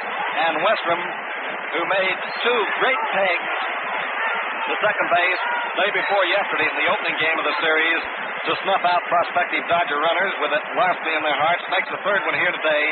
And on Jackie Robinson, 2-4, it's the out. Robbie swings, hits a liner up along the left field line, which goes way foul. It was hit hard enough and far enough for a home run, but was not in there. The big pitch here yesterday was a low sweeping curve on which Bobby Thomson struck out in the 3rd with the bases full. After that, you knew that Levine was going to ride that lead home. It was a bad pitch, by the way. You'll remember it. Bases full, Thomson up, 3-2 pitch. If Thomson had let it go by, it would have been a base on balls and a run walked in. Even Levine admitted that. The pitch taken inside, and Jackie Robinson's on first with 2 away. Now they've got to watch him very closely because Robinson is one of baseball's most accomplished stealers. With Andy Pafko up here, he'd like to go to second in scoring position. Photographers were busy taking picture of the Robinsons, Jackie and Sugar Ray, before the ball game to show you the feeling that is existent in this National League clutch playoff. Just before the ball game, they were ministering to Eddie Stanky on a rubbing table in the Giants' dressing room. He was spiked by Jethro in Boston in the weekend series. Spiked himself going down to first base yesterday. He's got his feet tangled up. He had 2 nasty gashes on his shin bone. I asked Eddie, I said, Eddie, you going to be able to play today? He just looked down at his leg and he said, is it broken? The outfield, deep off to the left, fammed away. Jackie Robinson at first base, leading, dancing down the line, trying to nettle Magley. Sal checks his runner. Cold-blooded, unemotional Sal. Pafko backs out of the batter's box. Magley keeping a close watch on Jackie Robinson, trying to keep the short halter on him, realizing that Robinson will do anything to get down to second base, and is an accomplished stealer. Magley checks Robinson now, throws down to the batter. Pafko swings, pumps a fly up along the left field line, foul. It's going toward the upper deck and will go up on top, out of play. People at about formed the impression up to yesterday that the Giants could not lose. When they did lose yesterday, it was a beaut. 10-0. They were long overdue, though. Some of the Giant supporters around this morning very worried for fear the Giants' luck had at long last run out. 1-0 in favor of the Brooklyn Dodgers on a first inning single to left by Jack Robinson, scoring Reese, who had walked in front from second base. Magley checks Robinson at first base. Sal looking over there. Jackie jockeying back and forth.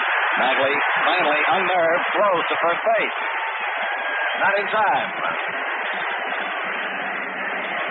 There was a cat and mouse game between Jackie Robinson, jiggling back and forth up and down, jumping in that peculiar ballet dance motion of his to rattle a pitcher.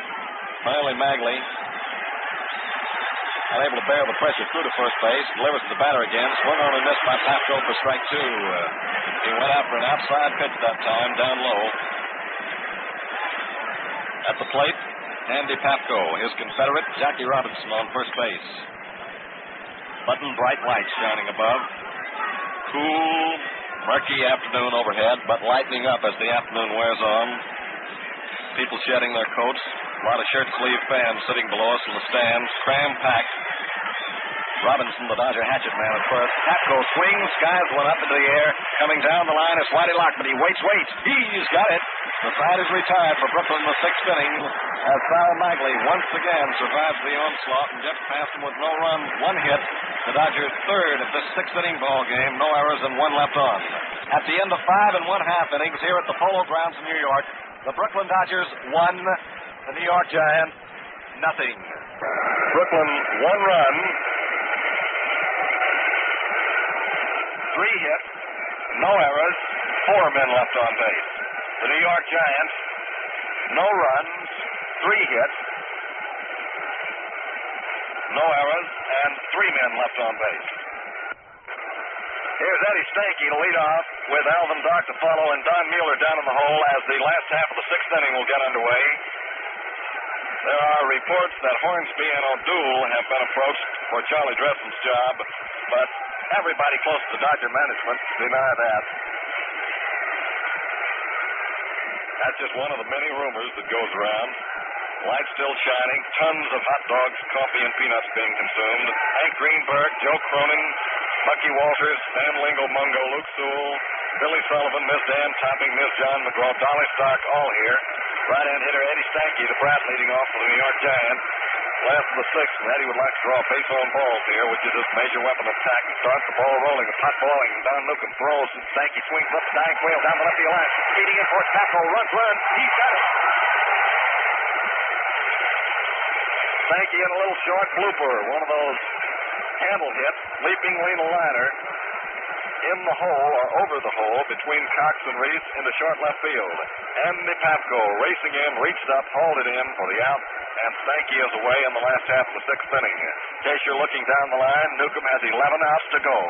Alvin Dark is the batter, former great Louisiana State University athlete, and this network, as I've told you, is making arrangements with one of the best sportscasters in the nation, Lindsey Nelson, to bring you play-by-play the LSU Rice game this Saturday night. Both teams are undefeated. Frank and Erskine warming up again. Dark reaches, takes strike call.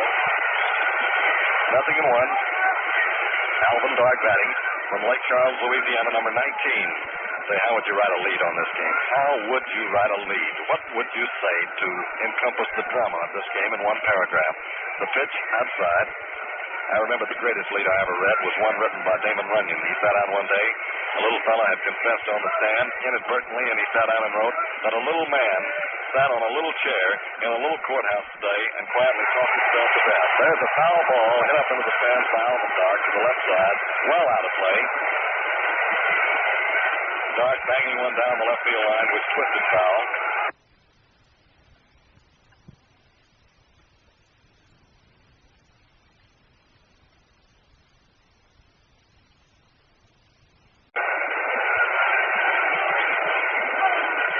Somebody nearly hit a fan along first base with a Coke bottle from the upper stand a moment ago. He could have got 10 points for that. Newcomb down, too high on Dark for a 2-2 count with one away. The Giants desperate, struggling for breath in the National League. 1-0 behind here. Brooklyn 1, the New York Giants nothing. Last half of the sixth inning. Now Don Newcomb into the windup. The Giant right-hander cuts it down, planks it in. Dark swings this one off the hole. No, a shot by Cox off the first tee. Great play.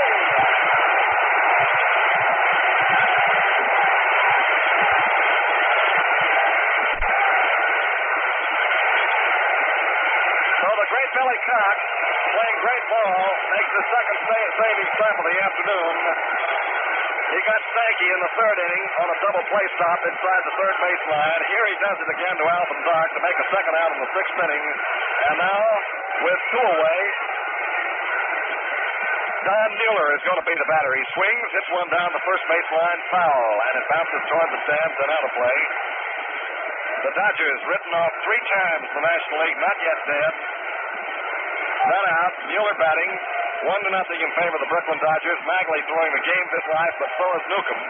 Pennant riding with every pitch in both these two teams. Mueller will be swinging for that fence, I imagine, with 2 away. The strategy here would be to swing for a long ball. Greatest of all the National League pennant races has now been carried just as far as it can go.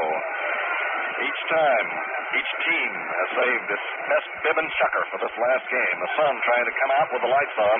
The pitch inside. 2-1, 2 balls, 1 strike. Magley was 4-0 against the Brooks last year, 5-0 this year. Nuke is 4-3 against the Giants last year, 5-2 in this year. He's been beaten 2 out of his last 3 times out against the New York Giants, but today he is superb. Labine yesterday no-hitted the Giants the last 5 innings, so you can look and say that in the last 10 innings, the Giants have only had 3 hits off Brooklyn pitching. Newcomb works, delivering. Mueller swings, lets the pop up to the right side. Coming over for it is first baseman Hodges. Under it, waiting. He's got it for the out. And will Don Newcomb be able to ride that first inning Robinson single home to victory in the National League? That becomes the burning question of the moment. More flaming as the minutes wear on. No runs, no hits, no errors. Nobody left on base. We'll go into the 7th. The 7th. Lucky for one of the 2 teams, perhaps, at the Polo Grounds with the score Brooklyn 1, the New York Giants 0. Well, Dresden just asked Nuke how he felt, and we could see Don's head nod in the affirmative. Magley goes out to the hill with a 4-0 record against the Brooks last year, 5-1 this year, trailing 1-0 on a first inning base on balls to Reese, 1 following to Snyder, and Jackie Robinson's electrifying single in the hole. 7th inning of play, 40 home runs for the fellow up here. It's Gil Hodges, 270 hitter, outfield, very deep, very much to the left. Magley twists the curveball too wide, 1 ball and no strikes. Down catching him, Wes Westrom, catching this afternoon for Brooks, Al Walker, whose performance for Campanella needs no apology. String is run out. Magley against Newcomb. Sal works. Hodges swings, and it's Nick Fowl back in the screen. Boy, the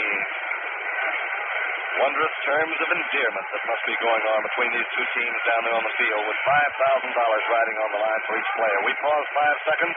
This is the Liberty Broadcasting System. Back it is to the Polo Grounds in New York with Liberty's game of the day, the final game of the day this year, because it can't go any further. They'll play all night to get this one over. Sal Magley kicks, throws. Hodges swings, lets the tall, towering pop up. A weak, soft drink fly back at home. Weston tight-roping under it, boxes it in. 1 up and 1 down as Hodges pops to the catcher, and it is Billy Cox coming up now to see if he can write another page in his exploit book for this afternoon.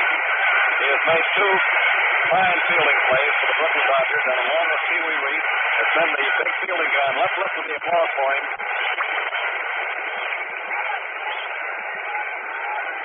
Here's Cox, who with Robinson has been the Dodger hatchet man today. He takes one inside. Well, Robinson single. Bobby Thomson race into second base with the base already occupied. The base on balls to Reese. The great stops by Cox and Reese. They're the highlights today. Billy takes ball 2 outside. 2 balls, no strikes. 2-0. String running out. Sands of time running down the National League race. Billy Cox takes inside. 3 balls, no strikes, 1 out. Cox the hitter, a good glove man. Bill Cox, number 3, right-hand hitter. Rowe, if he should go in the World Series tomorrow, if the Dodgers should win, which is a long presumption, has still a sore arm. Here's a strike over there for a 3-1 count. He's got sore in Philly. He needs much more rest than he's been getting. This is one of those grimy New York afternoons. Dirty, wash, water, gray clouds above. Clearing up a little. Magley's 3-1 ball. Down the heart for a called strike. Right down the pipe. Sal Magley, the unsmiling, unflinching giant hero of 23 victories on the mound for the Polo Grounders this afternoon. Great will be the rejoicing in Flatbush if Newcomb can ride it through, but Magley is down and in the 3-2 pitch hit down at the shortstop. Over his Dark in perfect position, throws weakly to first in time for the out. That was almost a weak throw, but Dark looping it was right on the money with it. 2 up and 2 down. The batter will be left-hand hitting Rube Walker, who unleashed a monumental over-the-right field upper deck home run here yesterday to match the exploit of shoeless Joe Jackson low those many years ago. The barber still shaving with 2 away in the 7th inning, trailing 1-0. Blackwater to the Harlem River, back of the center field fence as Magley comes down through the murk with a ball 1 wide. 1 ball, no strike. Well, nothing has short-circuited this electric tension here today. Down at second, the cameo-sized second baseman, Stanky, calling to Magley, who throws. Ball two, strike one over the outside corner. That caught it. One Dodger fan walked up to the bleacher line about 10 this morning, almost hidden by a 5-foot-high funeral piece of dahlias and gladiolas. It was draped in a black ribbon. Lettered in gold was the sentiment, sympathy to the Giants. Magley throws high and wide. Ball two, 2-1. 2 balls, 1 strike. Quicksand finale. One wrong step and down you go for keeps. New York and Brooklyn tied 97 wins and 59 losses apiece. Lights on. Magley looking down. Magic number for either team now 1. The batter with 2 away, left-hander Rube Walker, who swings, hits a bounding foul down past the first base coach Jake Tipper up against the stands and out of play. Out beyond, out of play. So the New York Giants here, battling, embattled, beleaguered, 1-0 behind. The first half of the 7th inning, the Giants will be up in the last half of the 7th inning. A tough ball game for both these pitchers. It'll be a heartbreaker for anybody who loses this one. Dodgers at the moment look happy as a pair of fleas in a dog pound. 2 and 2. 2 balls, 2 strikes, 2 out. Rube Walker, the batter. Right-hander's pitch. Walker cuts this one in the hole as Whitey Lockett goes racing over for it, but can't reach it. And round first, as fast as a prairie schooner pulled by a gopher, goes Rube Walker. Don Newcomb is the batter now.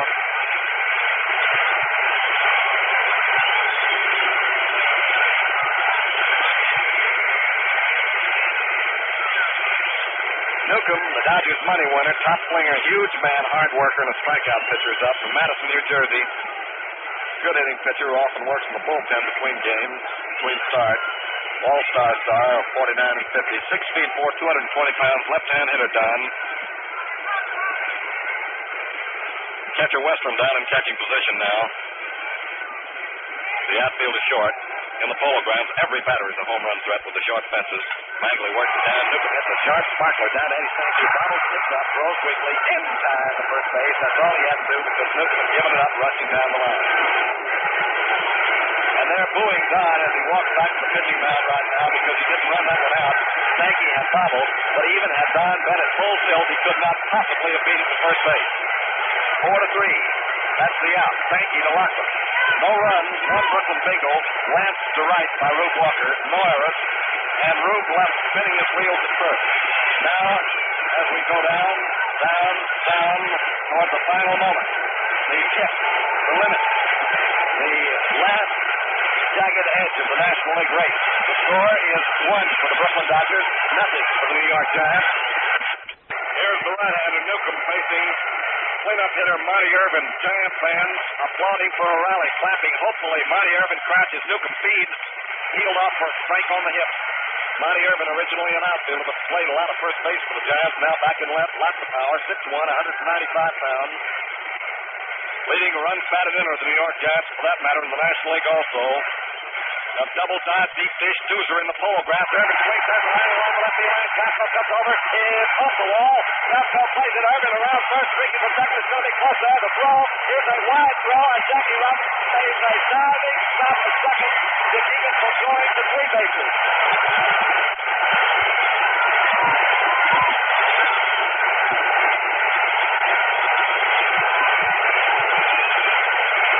And now the crowd mad with excitement. You could give anybody in this crowd now a saliva test, and they couldn't pass it. Irvin countered a double off the left field seat, bobbled by Andy Pasco. I know that's going to be called a double. He threw back to second base. Irvin did. It was a wild throw. Jackie Robinson, going way over on the first base side of second and back near the grass, left his feet in a back-arching, belly-busting dive, hit on his chest, stopped the ball with his glove stretched out in front of him, kept Irvin from going to third. He's at second now. Whitey Lockwood batting, tying run at second. Whitey takes shade outside for a ball 1-0. The official paid attendance is only 34,320, held down for the weather, but there must be at least 15,000 in addition to that who are here on Annie Oakley's. until Whitey Lockman, blonde, tall, rangy outfielder, standing deep in the box, feet close together. Newcomb checks Irvin. He throws, and it is punted off home plate. It's going to be called down. Play to third. It's punted.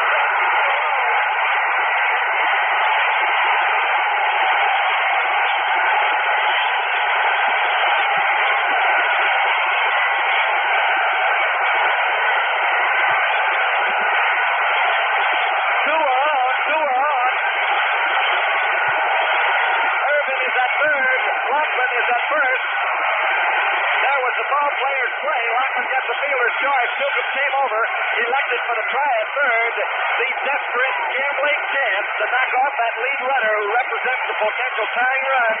But Matty Irvin beats the throw on a close hairline decision at third, which the Dodgers do not protest. Newcomb came in for the bunt, which was still right in front of home plate. I thought for a moment it might be foul, and he hit the plate, but wasn't. Lockman safe at first, fielder's choice. Irvin is down at third. Bobby Thomson is the hitter. Erskine and Frank are tuning up the Dodger bullpen. Nobody unlimbering in the Giants bullpen. This crowd, awfully excited now. Here's Bobby Thomson. They throw to third base for Matty Irvin, but he's standing on the bag. There was an attempted, hold on, nope, that's not what it was. I looked down there, saw Cox returning to Newcomb. They were trying the hidden ball trick, but Irvin was on the bag. It didn't work. Newcomb throws, Thomson swings and misses. Irvin down at third. Whitey Lockman up at first. None out.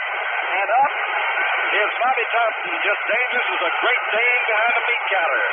Facing Big Don Newcomb, the right-hander of the Brooklyn Dodgers, as drama and tension reign supreme in the Polo Grounds, New York. Bobby Thomson, the batter, the Royal Scot.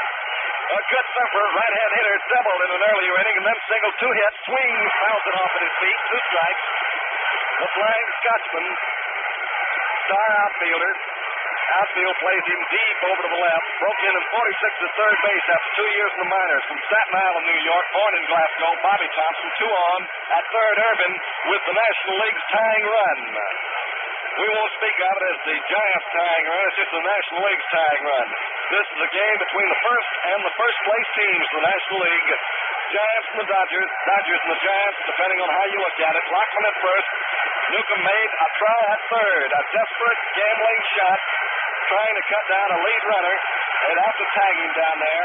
Didn't. Irvin was in safely on the try off the Lockman bunt. Lockman's at first on the fielder's choice. Runners first and third. Newcomb checks and throws to Thomson. Bobby swings. Hits the dribbler. High bounding Baltimore chop. Down the third baseline past the Rocha foul. Fan reaches out and gets himself a souvenir of this tremendous playoff game in the National League. Boy, over on the Gowanus, the lilies must be drooping. Mothers must be floating down the canal like water.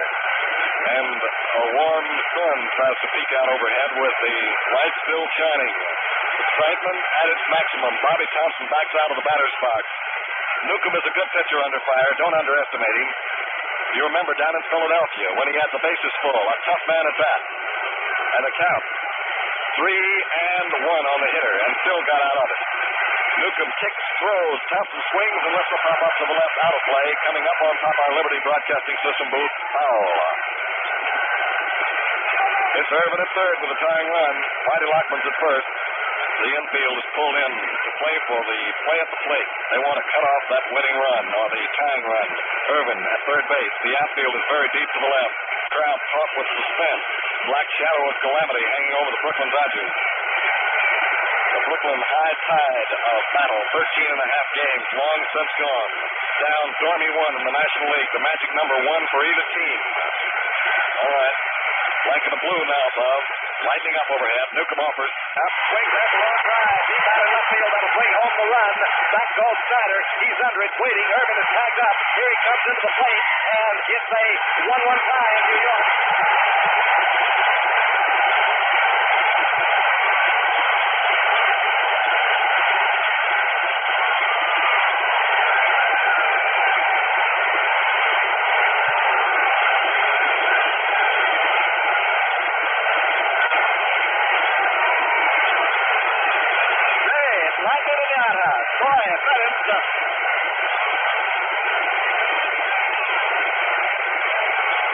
Thomson at a sky-high drifting fly deep out in left field. Sending Irvin home from third. Marty Lockman, who had a sacrifice in the fielder's choice, bunting in front of home plate to advance Irvin, where flag at scoring is now harbored still on first base, and Willie Mays is the batter. Mays, dramatic story being told here. A story that will linger 20 years, 50 years from now in baseball history. Mays takes time to ball one. One man out, one man on, one run in. The one-up is Willie Mays. It's the seventh inning of play here at the Polo Grounds in New York. In a death struggle, a battle to the end between the Dodgers and the Giants. Newcomb looks over toward Lockman. He throws down. Mays throws it down to Reeves, who shovels to Robbins for one. They try for two. It's a double play.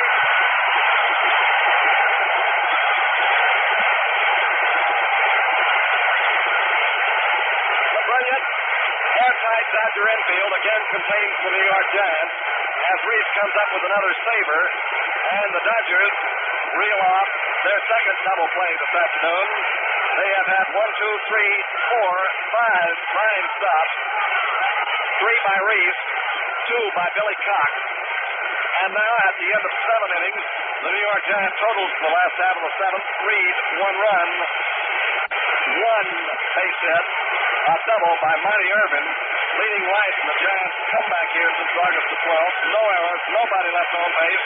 And at the end of 7 innings here in the Polo Grounds, New York, in a misty, murky Harlem River afternoon, the score is Brooklyn 1, the New York Giants 1. First half of the 8th inning, first 1/3 of the Dodger order. First pitch from Magley. Swung on hit right back to him, and he lines out. Carl Furillo on a line drive, bolting blast back to Magley's leather. Magley stopped it on the line. He was about chest high, boomed to him, and that would have undressed Sal unless he caught it in the leather. Pee Wee Reese, longtime Dodger favorite, will be up now. The fence will play him deep to the left. He's a steady hitter, an excellent fielder. The club's only 10-year man. Now Reese comes up. Feet spread, square stance, digs in. Acknowledged Dodger leader and field captain. The Dodgers won, the Giants won. Giants rallied to tie it for Magley. The Barber's pitch is hit down and over the head of Eddie Stanky, bouncing in right field for base hit. Pee Wee Reese comes up with a single. Stanks out there in right. A close line drive as Reese hung out the wash over Eddie Stanky's sleeping fingers. Very fast. Duke Snyder comes on now. Has tremendous power, a left-hand hitter against the right-hand pitcher. And Magley will have to be very careful with the dangerous Snyder. With a short right field fence, only 297 feet down the line, 257 feet down the line. Jansen warming in the Giant bullpen. 1 on, 1 out. National League pennant riding down to the last 2 innings. The pitch swung on and missed. First half of the 8th inning, Duke Snyder waving at him. On deck, Jackie Robinson. Andy Pafko down in the hole. Snyder up at the bat right now. 1 on, 1 out. The outfield is straight away. Eddie Stanky walks back to defensive position as Bobby Thomson comes into council with Magley. So we're going to have a little forum in session out on the mound. Westrom out to talk to Magley. Here comes Alvin Dark, the Giants team captain, in also. Umpires, in case you didn't get him, who were watching placidly. Getz at third, Stewart at second, Jock O'Connell at first, and Lou Jordan back at home. Boy, this crowd is really something. They will all be fit for straitjackets when this one is over. Dodgers and the Giants doing battle for the honor. A debt that 7 clubs must pay in the National League. Doing battle down to the last ditch, to the last rampart. 1-1 going into the 8th inning of the end of the end of the end. 1 game, 2 games, 3 games after the end of the regular season. Just 1 day before the World Series, and it's still not decided, and it looks like that it might go on and on. Westrom goes back into the New York Giant dugout, and we may have a new New York Giant catcher coming on. Nope, it's going to be Westrom. He was just adjusting his paraphernalia. Throttling pressure. One of these 2 teams is at death's door in the National League in the 8th inning, and we still don't know who it is. Still don't know. Would you care to hazard a guess? I wouldn't. I wouldn't have the vaguest idea. As far as I'm concerned, this one is completely in the laps of the gods. if ever we have seen a National League pennant race which pits two completely evenly matched teams, this one is it. The Giants, in the closing stage of the campaign, were unquestionably the hottest team in the race. The Dodgers, in the first part, were head and shoulders above the field. Now, in these three games, they're equal. Dead, even, Steven, equal. Bagley to Snyder, who swings, beats a whistling foul down past Whitman. A bouncer. Jake got out of the way, worried by that one. Now, Pee Wee Reed starts back to the bag. Strokes his chin. Westrom, walking part of the way back out the pitcher's mound, walks back now. Turns around, looks the batter. Guy's ready to crouch. Magley scuffing up the ball. The outfield straight away. The pressure is terrific. The Brooklyn Dodgers, thought stricken 2 days ago, back now, trying to squelch the Giants.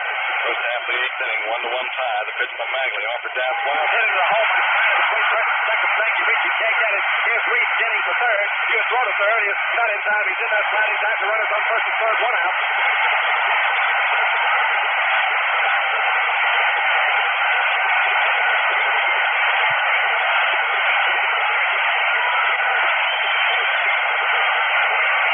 Robinson up here now.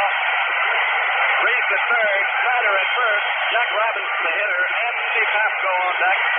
And now out comes Leo DeRocher to talk to the barber, who right now is being given a rather close shave himself by the Brooklyn Dodgers. That was a hard-hit shin smacker banked by Duke Snyder past Sankey.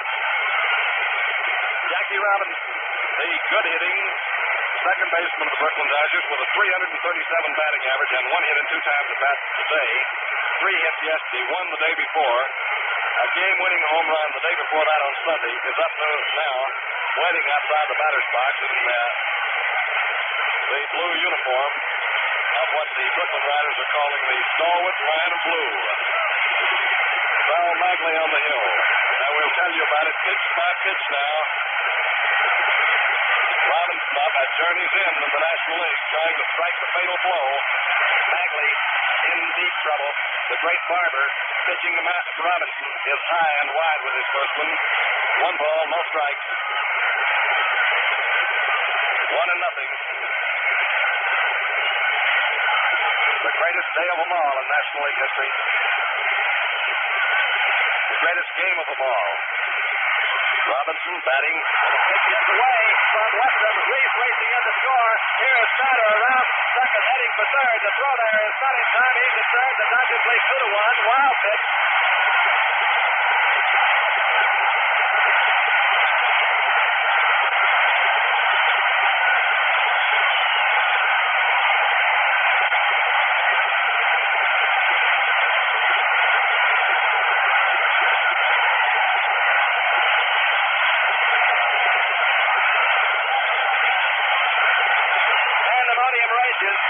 The Giants' cause at this moment would appear a lost cause. They trail 2-1, runner on third, 1 out. Wild pitch by Magley, which hit low in the dirt, bounced back behind Western to the screen, sent Reed racing home to score, and Snyder from first to third. Robinson swings at one foul, back and out of play. Magley, imperturbable right-hander, having been here this afternoon just a couple of times service apparently. Drove Ross back to the ground to discuss. Magley was pitched in all kind of weather, in all kinds of situations. A logical choice for the big one here today. The last day of the regular season, the Battle of Coogan's Bluff, with the Giants being sorely pressed. 2-1, the Dodgers lead them. At first, Robinson. On third, Snyder.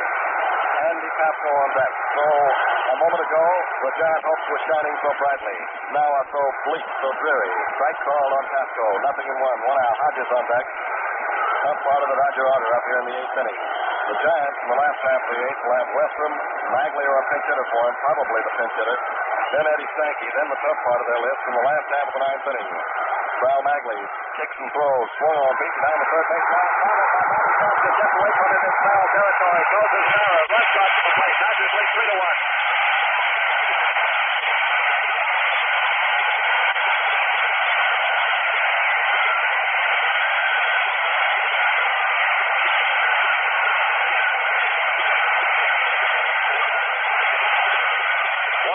Thomson, the Giant outfielder turned infielder, bobbles a hard hit, stopped the handle grounder down the third baseline. It goes to Snara. Pass goes on. Robinson speeds to second. Dodgers lead 3-1 as Snyder comes home.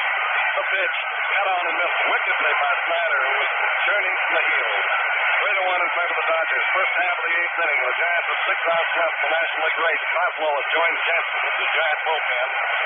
Unquestionably now there will be a pinch hitter for Magley in the last half of the eighth inning. The desperate fighting. The Giants trying to rally their shattered remnants for a last stand in the last half of the eighth and ninth. One strike to count on Hodges, who swings, lifts the pop up down the third baseline. They're waiting for it as Thomson. Robinson is having to hustle back towards second base. He'll make it, though, and Thomson grabs the ball for the out. 2 away. Runner still at first base and second base. Robinson on second, Tapko on first. We pause 10 seconds for station identification to remind you that you are listening to America's newest network, the second largest network in the world on its first birthday, the 431-station Liberty Broadcasting System.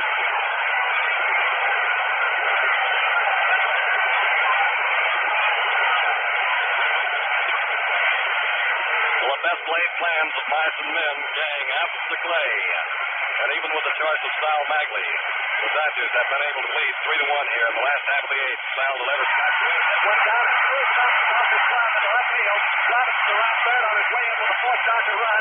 Holding a second half goal, Dodgers lead 4-1.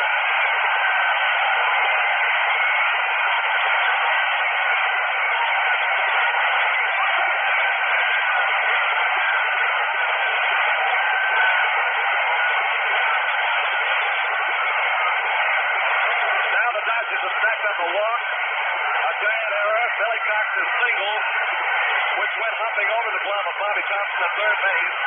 Thomson's error became 3-1, 3 runs, and lead the New York Giants 4-1 going into the last half of the eighth inning. Still only 1 man out, man at first and second. The pitch swung on hit to the right. Sankey eats it up, throws to first, trying for the third out, and gets it there to Loxton. 4-3 on Walker. For the Dodgers, who had 2 unearned runs in the inning, the last 2 runs being unearned, the Dodgers had 3 runs, 3 hits, 1 error by the New York Giants, and a costly error by Bobby Thomson, it may prove to be. 2 men left on base. Going into the last half of the eighth, and one of the final 2 chances for the New York Giants from the vanishing National League race to score. Brooklyn 4, the New York Giants 1. The Baptist boy, Bill Rigby, is batting for Wes Weston as we open the last half of the eighth inning as the Giants go down the last mile. The Dodgers may have just served a death warrant. Burlow line to the pitcher to open the eighth, an uneventful beginning, but then Reese singled to right. Snyder followed with another quick single, and with men on first and third with 1 out, Sal Magley wild pitched Snyder home. Dodgers led 2-1. Robinson walked. There were men then on first and third with 1 out still. Thomson made an error on Tapko's grounder. Another run came in. Then Cox singled home another run. There's a pitch over there for a called strike as the Brooklyn fans roar, roar, roar. Signs go up everywhere. Go, Dodgers, go. Hank Thomson was on deck. Right-hand hitter here. Bill Rigby, the bat of the basketball, chokes the bat. The outfield's off the left. Gets a 2 call on the outside corner. Rigby backs out.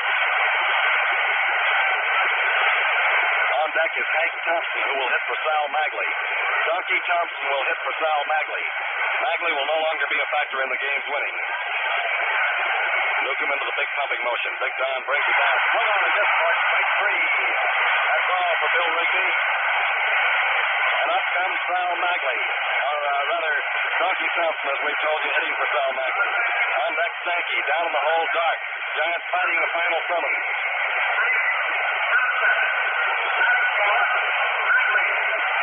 For the Giants, who showed a heart of hope and winning 38 of their last 46 games up until today. Paper being thrown out in left field out of the stands, littering the field. Dodger supporters beginning to celebrate, perhaps a little bit precipitately. Giants facing extinction in the National League race. They are 4 outs away. Thomson swings, hits one down to the right side. Hodges goes over, backhand, Newcomb's over to cover for the out.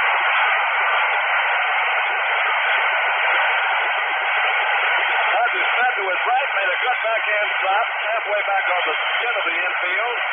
2/3 of the way over towards, or 1/3 of the way over towards second. Stopped the ball, skidded, after putting on the chains, turned around, threw a perfect precision spot throw to Big Newcomb, rushing over to his left to cover first on the loft for the out. 3-1. And now Eddie Stanky is the batter from Mobile, Alabama. Leo's pride and joy.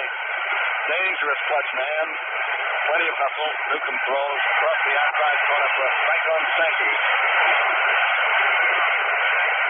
The valorous New York Giants in peril as the Dodgers, bearding the Giant in his den, lead 4-1. Last of the eighth, Stanky batting. Little fellow waits, cocks, and then doesn't offer as the ball sails over the head of catcher Walker for ball one. 1-1. Newcomb is putting tremendous speed on every pitch. His arm seems to be completely loose. Completely. Crowd hopping around like a bunch of floor walkers in Macy's basement. Here comes Newcomb. Down with it. Stanky swings to left, a high pop up to the left side. Dashing overboard is Reese along the line. Reaches up and holds it in to the opposite side of the side. The Giants are disposed of in the eighth inning. No runs, no hits, no errors, nobody left on. At the end of the game, don't turn your radio set off if you hear loud, strange noises. It'll be the sand falling in. At the end of 8 innings here at the Polo Grounds in New York, the Dodgers 4, the Giants 1. Now Sal Magley throwing a few scattered boos as he goes up the dressing room steps. He is being relieved here now by Larry Jansen, who the Giants hoped would start the first game of the World Series against the New York Yankees tomorrow across the Harlem River at Yankee Stadium, which now for the Giants looms as misty and far away across that Harlem River from where we are sitting as the Taj Mahal. Jansen, considered by many as the best pitcher in the big time today. Sterling right-hander. He can knock a fly off a bat at 60 feet. Walked only an average of 1 man every 4 innings. Has great control, a good hop on his fastman, a good curve, a good slider. So here, quiet, unassuming family man Larry Jansen from Forest Grove, Oregon, to pitch the top half of the 9th inning against the Brooklyn Dodgers with Raphael Noble spelled as though it was pronounced Noble, doing the catching for the Giants. A new battery. Jansen and Noble. Don Newcomb getting a fine hand from the crowd. Listen to him still.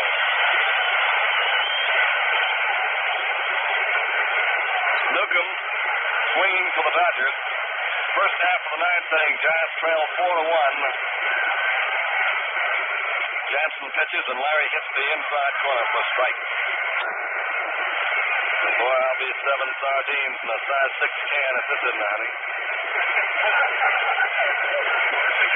Brooklyn 4, the New York Giants 1. First half of the 9th inning. Jansen offers. Newcomb hits one weakly to the right. Stanky comes in fast for it. Collars it, gobbles, throws to first. Guns it in there in time for the out. Wending our way tortuously toward that last half of the 9th inning, which will be the big inning. 4-3 for the out. Carl Furillo, Brooklyn Dodger batter. Furillo led off in the 8th inning. Drove a screamer right back into the hands of Magley at that time, and it looked like the 8th inning was to be a routine frame. But then the Dodgers broke open like a ripe watermelon. Jansen trying to preserve the vestige of a Giant chance. Throws. Furillo hits one weakly to the left side. A ground skinner picked up by Dark, who angles the throw on the right field side at first to the reaching Whitey Loughlin, who hauls it back for the out. Now 2 up and 2 down.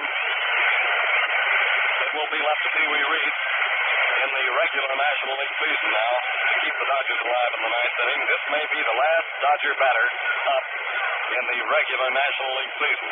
A great ball game that they'll be talking about down through National League history for many, many years to come, down through baseball history. Jansen throws it down. Reese hits a long, long drive out in center, but Willie Mays is loping back. Will be able to get under it. Turns around, swallows it to the out to retire the side.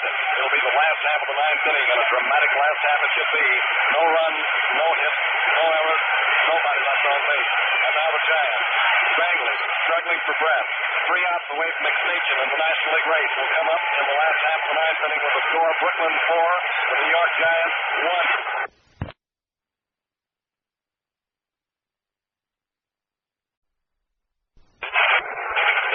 game to the New York Giants from the Boston Braves.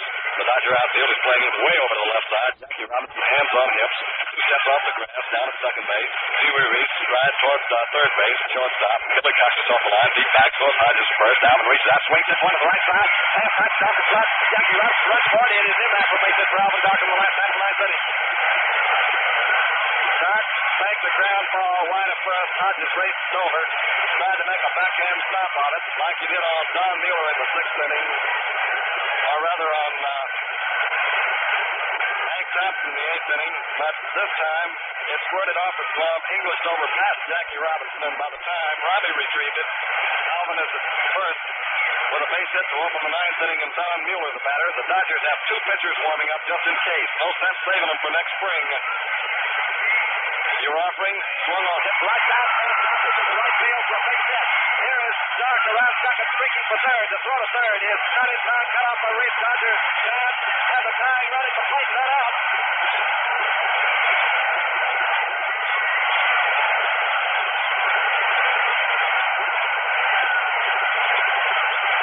Now out comes Preston as the Giants, teetering at the break, refuse to be counted out. And this is baseball and emotion, thrill at its rawest. Mueller hit one down past Hodges into right field for a last half of the ninth inning opening base hit. The Giants have that very good hitting, home run hitting right-hander, Marty Irvin at the plate. Branca and Erskine are the 2 bullpen warmer-uppers for the Brooklyn Dodgers. The Giants about to perish, hanging on for dear life. The pitch, Irvin watches outside for ball 1 to the right-hander. 2-on, Dark at third, Don Mueller at first base. The Giants strike to make a last half of the ninth inning saving rally. Now Mueller at first base, standing close to the bag, leads off. Dark leads down the line with nobody in the guard against him. Leo DeRocha blowing on his hand, making all sort of signals down there. Newcomb checks his runners. Here's the pitch to the right-hander. Irvin reaches, misses. 1 ball and 1 strike.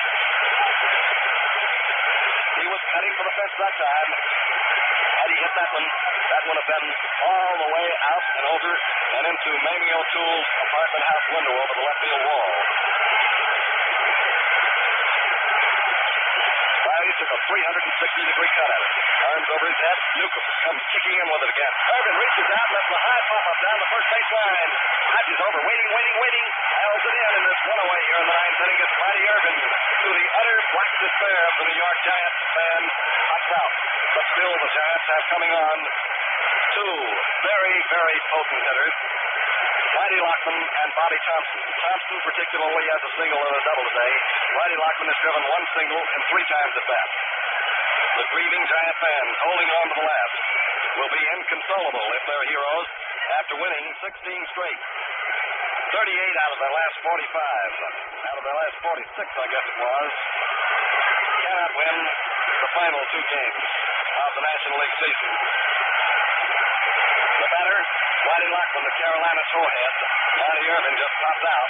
On deck, Bobby Thompson, the Royal Scot. Bennett first and third, tying run at the plate. Whitey swinging for a home run, fouls it back into the screen. The Giants are going for that short fence. Left-hand hitter. Newcomb throwing down his foul balls, trying to get him out of here in the last half of the ninth inning, and brings the Brooklyn Dodgers their 4th opportunity against the Yankee in the World Series. The New York Yankees are watching here and are being treated to one of baseball's great shows. The greatest thrill that I remember down through my years of broadcasting. Whitey standing back, deep in the batter's box, waiting for the pitch from Newcomb, arms over his head. Big John knocks up, unravels, throws. Whitey swings at the drive, base hit along the left field line. Alvin Dark comes in. Here's the runner on his way to third. As Pasco bobbles the ball briefly down and into second base with a tying run. Whitey locks the left over.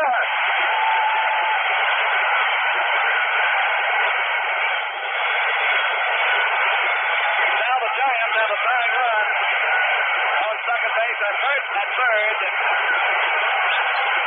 It's Don Mueller as he slid into third. He must have wrenched his ankle or his knee. He has turned in third. DeRocha looking him over. So is Al Dark. Bobby Thompson, who's been the big siege gun in the Giant arsenal down through this series and then through the past few weeks, a .290 hitter, will be the last half of the ninth inning hitter. And now the crowd, perhaps in a hush. That feeling of electricity and anticipation in the air is in a sort of a hush, a sort of a quiet waiting feeling And now the stretcher is being brought out to take Don Mueller off the field. He's down at third base. They'll load him onto the stretcher and cart him off now. Either his ankle or his knee. I can't tell which one.